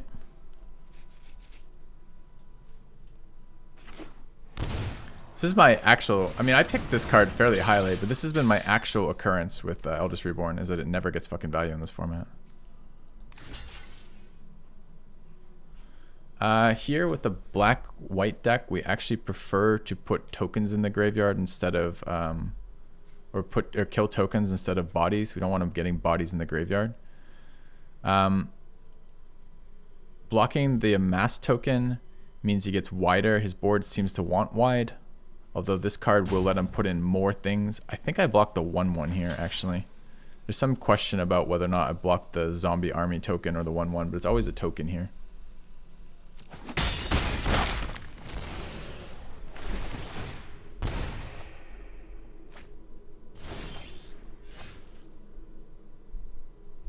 Alright, so this is worth 2 mana. So I'm on 7.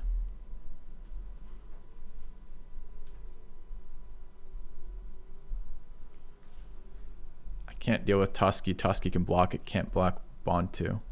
So I can pump Bond 2 and get in for damage and leave up blockers. And then maybe pump the Preserver to make it big too. I'm not planning on fighting anything. I'm not really planning on Eldritch Reborning on this board. So I think I get in for 7, leave him at 6. Do I play Eldritch Reborn here instead of pumping the Preserver?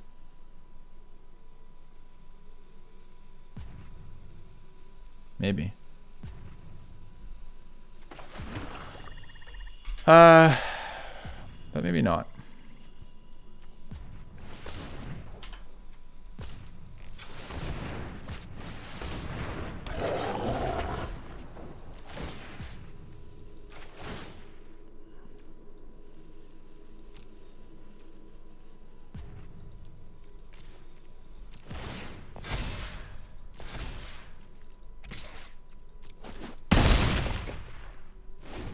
Alright, 2 lethal, well, 1 lethal threat on board, really.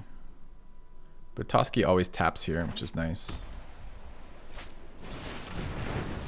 I don't care about Rankle. This card is Reach. I bet you he forgot about the Reach, quite honestly. Yeah, he's reading it, he's like, Reach, okay.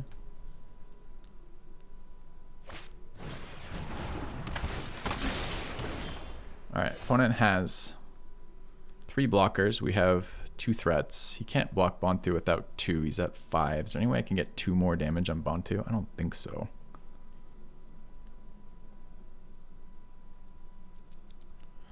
I can stomp out Inspector. We have 7 mana. It's 8 for Eldritch Reborn plus Stomp, unfortunately. Here, I think removing 1 is the equivalent of removing any other. This might be an Eldritch Reborn turn. He can't ever gang block me. Is he just dead, by the way? No, he can take the hit off the 5/6. Actually, here it's just Eldritch Reborn, and then I get to attack with the 2/2 as well.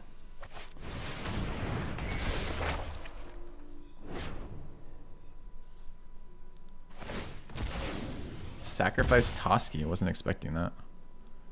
Okay. I'm still kind of okay with him trading off for this, right? Prefer it in the graveyard? Maybe I don't prefer it in the graveyard.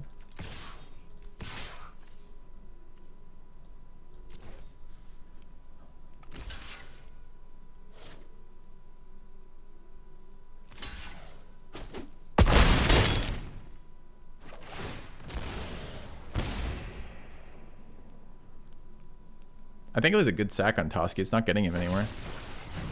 but I kind of wasn't expecting it.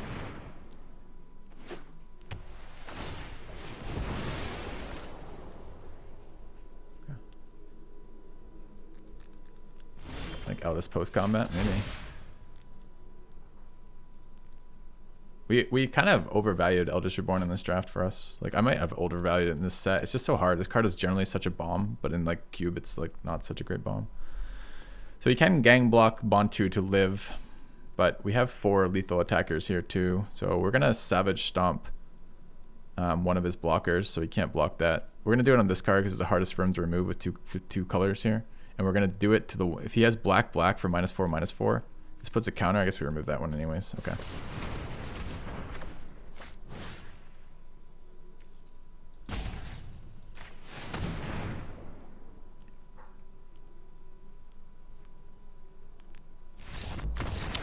All right, got there. Yeah, the question is which card to stomp and which card to stomp against, right? So we're just trying to play around the cards he has. We can get blown out with the removal there regardless, and we can't play around like Heartless Act, for example, but like, I think we go for the win there. Felt like our decisions mattered there in that game. Maybe they didn't, but I felt like they did. So it felt like a good game. Felt like my opponent and I both had resources. We both played good the game. We both made decisions. It felt like a fun game. Felt like what Magic's supposed to be on the high points. Oh, I need food. Fuck, I gotta get food. All right, how's this hand? Hand looks good. Going first. Keep. Got our Dinosaur Savage Stomp combo. I like it.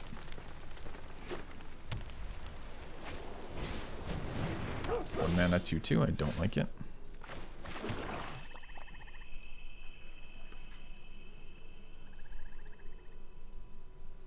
Accelerating to 4 matters. I'd like to keep it alive.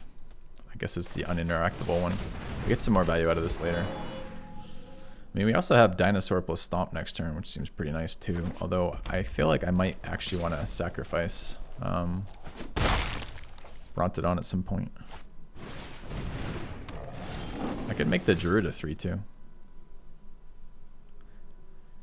Man, Brontodon Stomp seems better than Binding here. So I think that's the plan.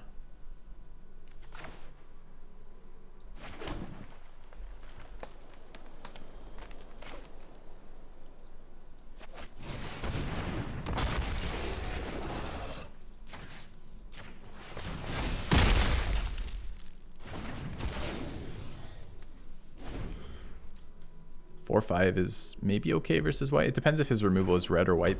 If it's white, you can just banish it. If it's red, he's got some more issues. Do I need the Paradise Druid anymore? We can tutor up our blue mana right now, so I don't think I do.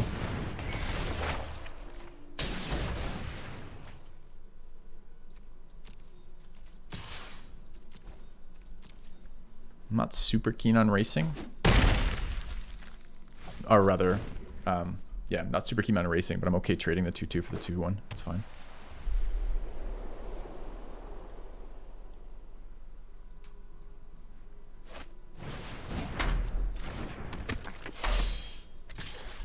Block.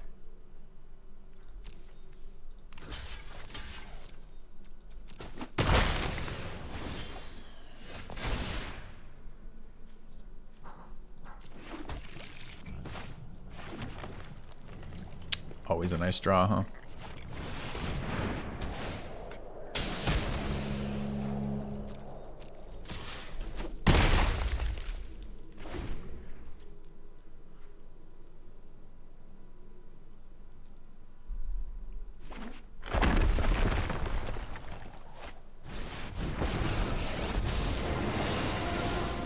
You are going to fight beside me. Would have been lovely if that wasn't a land. We're definitely flooding out a little bit here.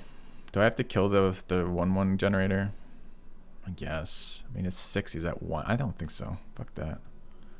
All right, we're gonna crew our starship here.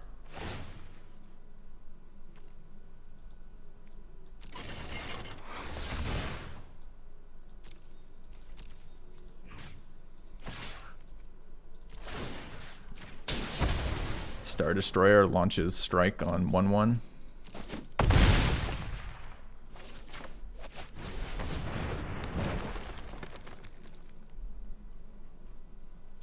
don't think the bluff is worth developing the land here. There might be things where I want more mana. If I draw my draw card, for example. Yeah. He's at 6, so Sovereign's a lethal threat. If he was at 13, I might have considered attacking his Planeswalker. Maybe. He's got a lot of cards in graveyard, so maybe not. I can shoot the Planeswalker? Oh, I didn't realize. I mean, he's just played into dying on board, so I'm okay with that play. I accept. My turn. I draw a Gargoth. I'm going to show it to him, and I'm going to crew it.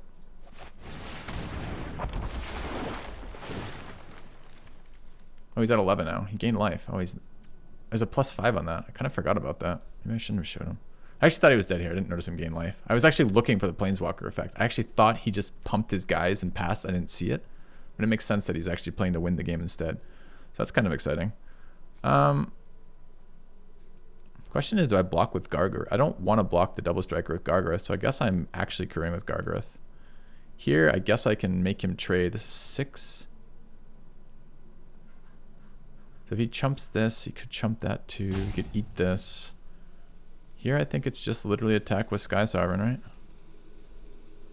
No, I can remove the 1/1. Alright, so we actually do want to attack with all of them. Makes him block the 4/4, the 4/5. Okay. Alright. And that means I don't have to deal with a double striker when he's surprising me. Oh, I can't count to 11. I lied. I'm just an idiot. Ignore me, chat. I literally added 6 and 4 and I got 11. I'm like, he's forced to chump. He's not forced to chump. Okay. Did I forget that I could shoot the Planeswalker too? The last 4 comments in chat were I can shoot the Planeswalker, so I did forget that. Yep. Okay. So all of that line was good, except I shouldn't have attacked with the 1/1. The 1/1 should be back as a blocker. It's a mistake because I can't add 6 and 4, because that gets me a number that is too large for my brain to comprehend. All right. Nice. We could advance the punt counter, but I've cleverly, as someone with a 5 head who just can't add to 11, I have cleverly not included a punt counter. So, punts equal 0. Oh yeah, pay it out. We got 5. Okay. All right.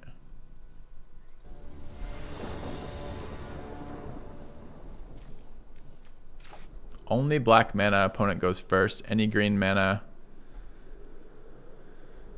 This card is dead to us. Is this another mulligan in this fucking deck? Our cards are good if we can unlock them. But this is swamp, swamp, swamp, swamp. That's what this is.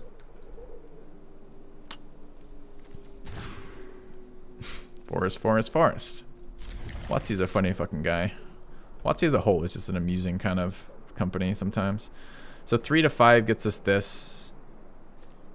I think the Reaper is better value than the Strider here. I hate to put Strider back in our deck, but I can't get rid of land. I can't get rid of my black mana source. So here we go. Oh, red white going first. We're probably dead here. We already mulliganed once for a hand that was more playable and didn't get it. Let's see what comes out of this. We do have a punt counter. Whose fucking idiot idea was to include a punt counter on my stream? That doesn't help us at all. Alright, we'll draw 2 5-drops here. Always nice.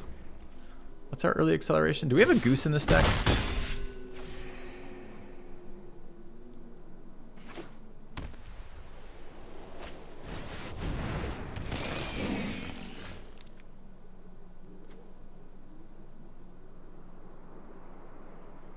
That's another forest somehow.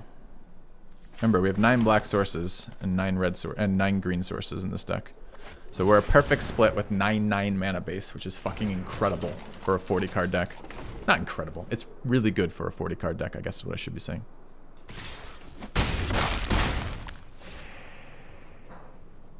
So best case scenario, we're at 7 here. And they retarget it. That's actually kind of smart. I mean, they didn't develop anything technically, but...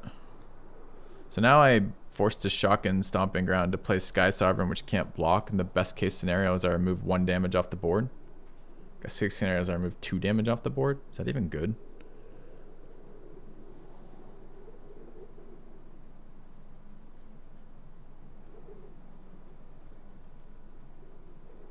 I mean, it's surprising me they don't want to develop the board for exactly like this play. But I get wanting to protect Loris here. Yeah, maybe it's Lamia. I just feel like it's going to get removed.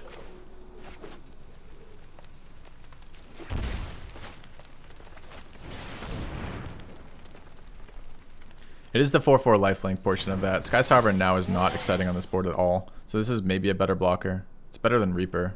I hate taking the extra 2, and there's a lot of time it just gets removed. But we're playing from behind now, so our options are pretty limited. Woe Strider versus Kenra here. I don't think if Woe Strider stays on the board long enough, or rather if Gravebreaker stays on the board long enough for Kenra to get me value on it, maybe that's a comeback. We're so far away from Woe Strider being good. I guess I'll play Kenra. It's been a good addition for this combo. I think better than Shade would have been, quite honestly. It's a nice tempo threat. It's been crewing our vehicles. Yeah, right. I mean, like, okay, this is unwinnable with the hands we were given. We even mulliganed for a better card selection, but it's just unwinnable. Opponent hadn't moved the 2/1 over. Maybe that would have been okay, but he did. So there we go. I'm happy with our plays that game and the other game. Well, not the other game. The other game we made the 1/1 punt. Got to 5 with this deck. I think that's reasonable. Would have liked to have seen Gargoth a little bit more often. When we look at our deck, what happened with this deck? We mana screwed twice and flooded once, and those were our 3 losses. Is that accurate? I think that is. 3 losses. We never cast Feed. We did cast Mouth. We won that game. We never resolved Gear Hulk, although we drew it a couple times. Bantu almost won us a game. Almost got us back in a game we flooded. Eldest Reborn was a dead card the entire playthrough with no redeeming qualities whatsoever, and we picked it fairly highly. That's a bit of a punish. Sky Sovereign won us a game. Maybe won us 2 games, which was nice. Gargoth almost won us that 1 game with the Phoenix player. It was good in that game, although it didn't draw us out of that flood. We drew 3 cards off of it and drew 3 lands. Binding was excellent. We played this as a land the entire time. I don't think we ever saw it as a removal in the time. I think we foretold and cast Behold the Multiverse once. That was fine. We never got land screwed based on islands because we never included an island in our deck. I think Cultivator was a good addition that I might not have played without chat. It's kind of nice to see it in there. Did a lot of fixing for us. It was a really good 5/5 beater for us. We got like, I don't know, maybe 20 damage across the course of the draft out of Caravan to people's face just by developing creatures and crewing this when it's on the board. Seraph was a whiff. We resolved it twice, I believe, and I think it was removed twice. Mammoth was fine. Stomp paid off like twice. We needed some sort of removal. It's probably a weaker card in our deck. Woe Strider didn't do a lot in this game either, although it was okay. This draft, Reaper was fine. Preserver was actually surprisingly good. Kenra was excellent in this draft. All of our Mana Dorks did Mana Dork things. We resolved this card once and it mattered, although we didn't win that game. We never saw it otherwise. Null Priest was a 2/1 lifelinker 1 game. We drew it a 2nd game, but held it for later. All of our Mana Dorks were good. Yeah, we just lose to floods and screws here. The deck was fine. We played it. I think in general we played it well. There were obviously a couple punts. There's always a couple fucking punts though. I think the deck performed about on average what we'll see out of this deck. It's not super cheaty. It's kind of just a mid-range black-green value deck with some decent cards in it. Sometimes mid-range black-green value decks get flooded, which happened. Sometimes they get screwed, which happens. We beat a lot of people in the value game. That happens too. I liked the deck. I had fun with it. All right, I'm going to grab food chat. I'll be about 5 minutes. Somewhere between less than 10 and more than 5 is generally what it takes me to eat. We will be drafting more afterwards. And I will see you guys in a second.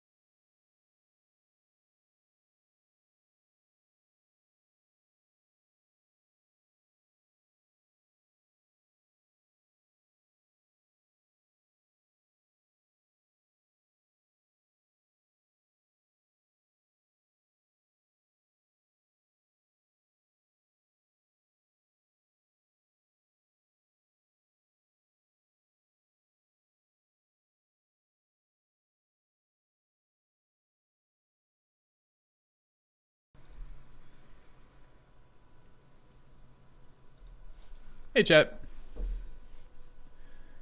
Okay. I learned one thing about a card today.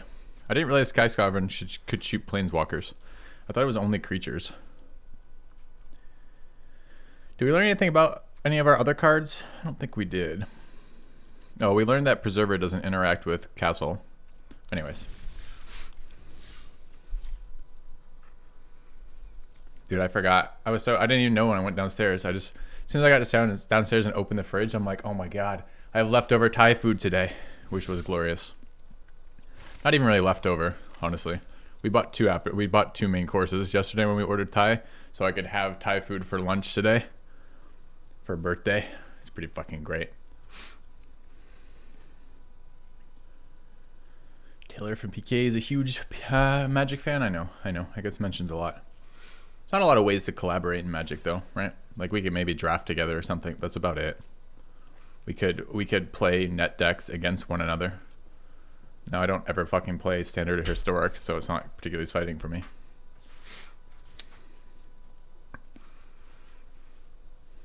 Yeah, I guess we learned. I mean, that wasn't learning about the Eldest Reborn though. It's just kind of this format doesn't seem great there. It gets blanked a lot.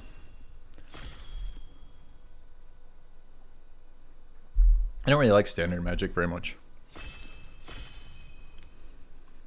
It's okay. I'd like to play in one of these major events one day.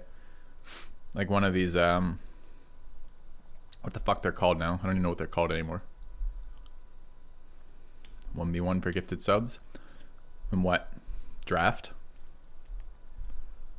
There's, Joe does some streamer draft events that I'm kind of interested in.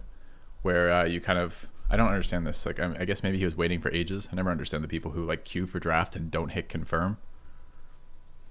Like, there's not enough time in between when you make that decision. You have to click ready for you to have changed your mind. It's not like you invested like 10 minutes ago. You're like, I'd really like to get this. It's not like a high level queue. It's unranked fucking cube. Your wait time is like negative 10 minutes. It's like you click play and then you click ready, and it's just a 2-button sequence. There's no time to wait.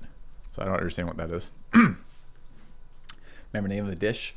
Yeah, I had a yellow curry, or not a yellow curry, a yellow curry chicken and vegetable stir fry. That's what I had.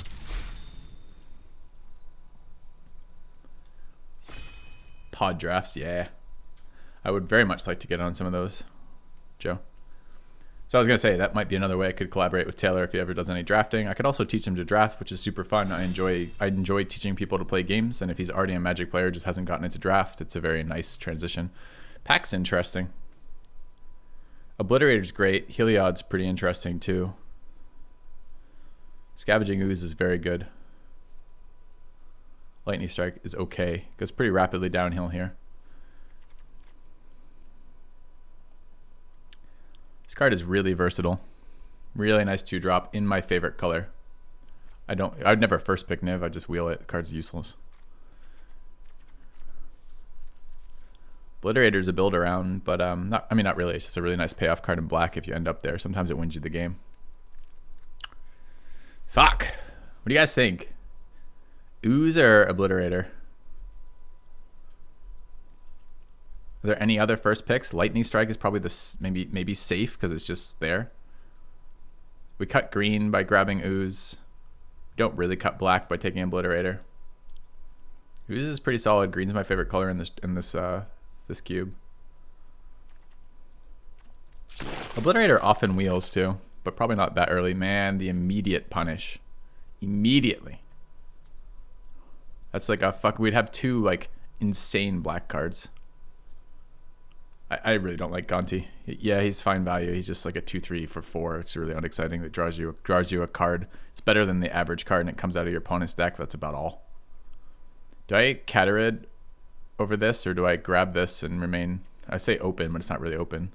This card will go in our deck. If we play Ooze, we'll probably play this card. But there's a lot of other things that do this. There's like nothing else that does that, or very few. It's one of the value cards in black. I mean, we could still wheel the Phyrexian thing. People don't necessarily want to take it. I'll be a little loose with that. It's a little reactive to the fact that we just saw this show up, but I'm not necessarily in green just because I've taken that. I'm not necessarily in black just because of that. The Hydra is a nice green card. It's removal in a color that lacks it. There's a Golos there. We're pretty far from Golos with these cards. I mean, Ooze is fine in a Golos deck. Ayara is not very good there. I actually don't want to play Gandalf Golos right now. Kind of just enjoying my green decks. I don't actually like green as a color very often, so it's kind of nice that it's good in this format. Makes it fun to play. I'm fine with Hydra here. There's no black card if we played the black deck. This card is not really where we want to be. I know it looks like we might be black and green, but we don't really want to play Ayara in a deck like that. And I haven't seen this card be powerful. This is between Golos and Hydra. Golos this early is maybe better than Hydra.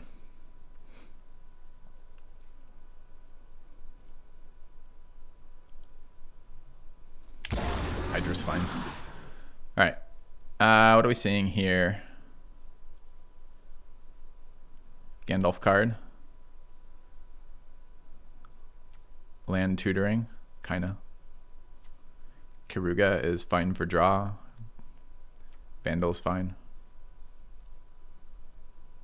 There's no power card here alone that I would care about.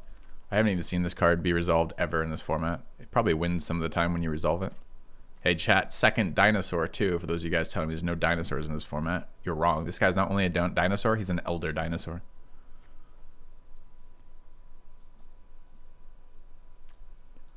We're still not green, so don't let this trap you. Fuck. Splitting that side again. So we have good green cards in here and very good black card. Knight of the Ebon Legion, excellent. Shepherd's fine. Vivian's fine. Mammoth is medium to good. All dinos are old? I don't think so. I think as I just played a black-green mid-range value deck. We should really choose here. There's no reason to assume that black is open when we pass that obliterator. But if that obliterator wheels, I'm going to feel so bad. I'm going to feel so bad. There's Bond 2. Alright, so we're black. I mean, Thragtusk. Okay, chat. This is like two perfectly split lines here. That we could have been green or black and been super happy, but because I regret that first choice, we're now being pulled both ways repeatedly. Isn't Vivian the best card there? No. Bontu or Thragtusk? Thragtusk is excellent. Bontu is kind of medium, but goes in both decks. Bontu is greater than Thrag? Incorrect. Thrag is greater than Bontu, but Bontu splits my indecisiveness better.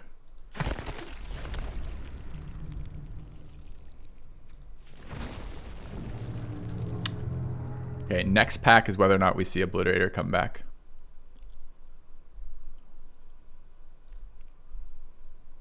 It turns out I wanted to play black and I didn't realize. So now we know. Alright, Obliterator wheeled, we're fine, chat. Alright, I can put these green cards away.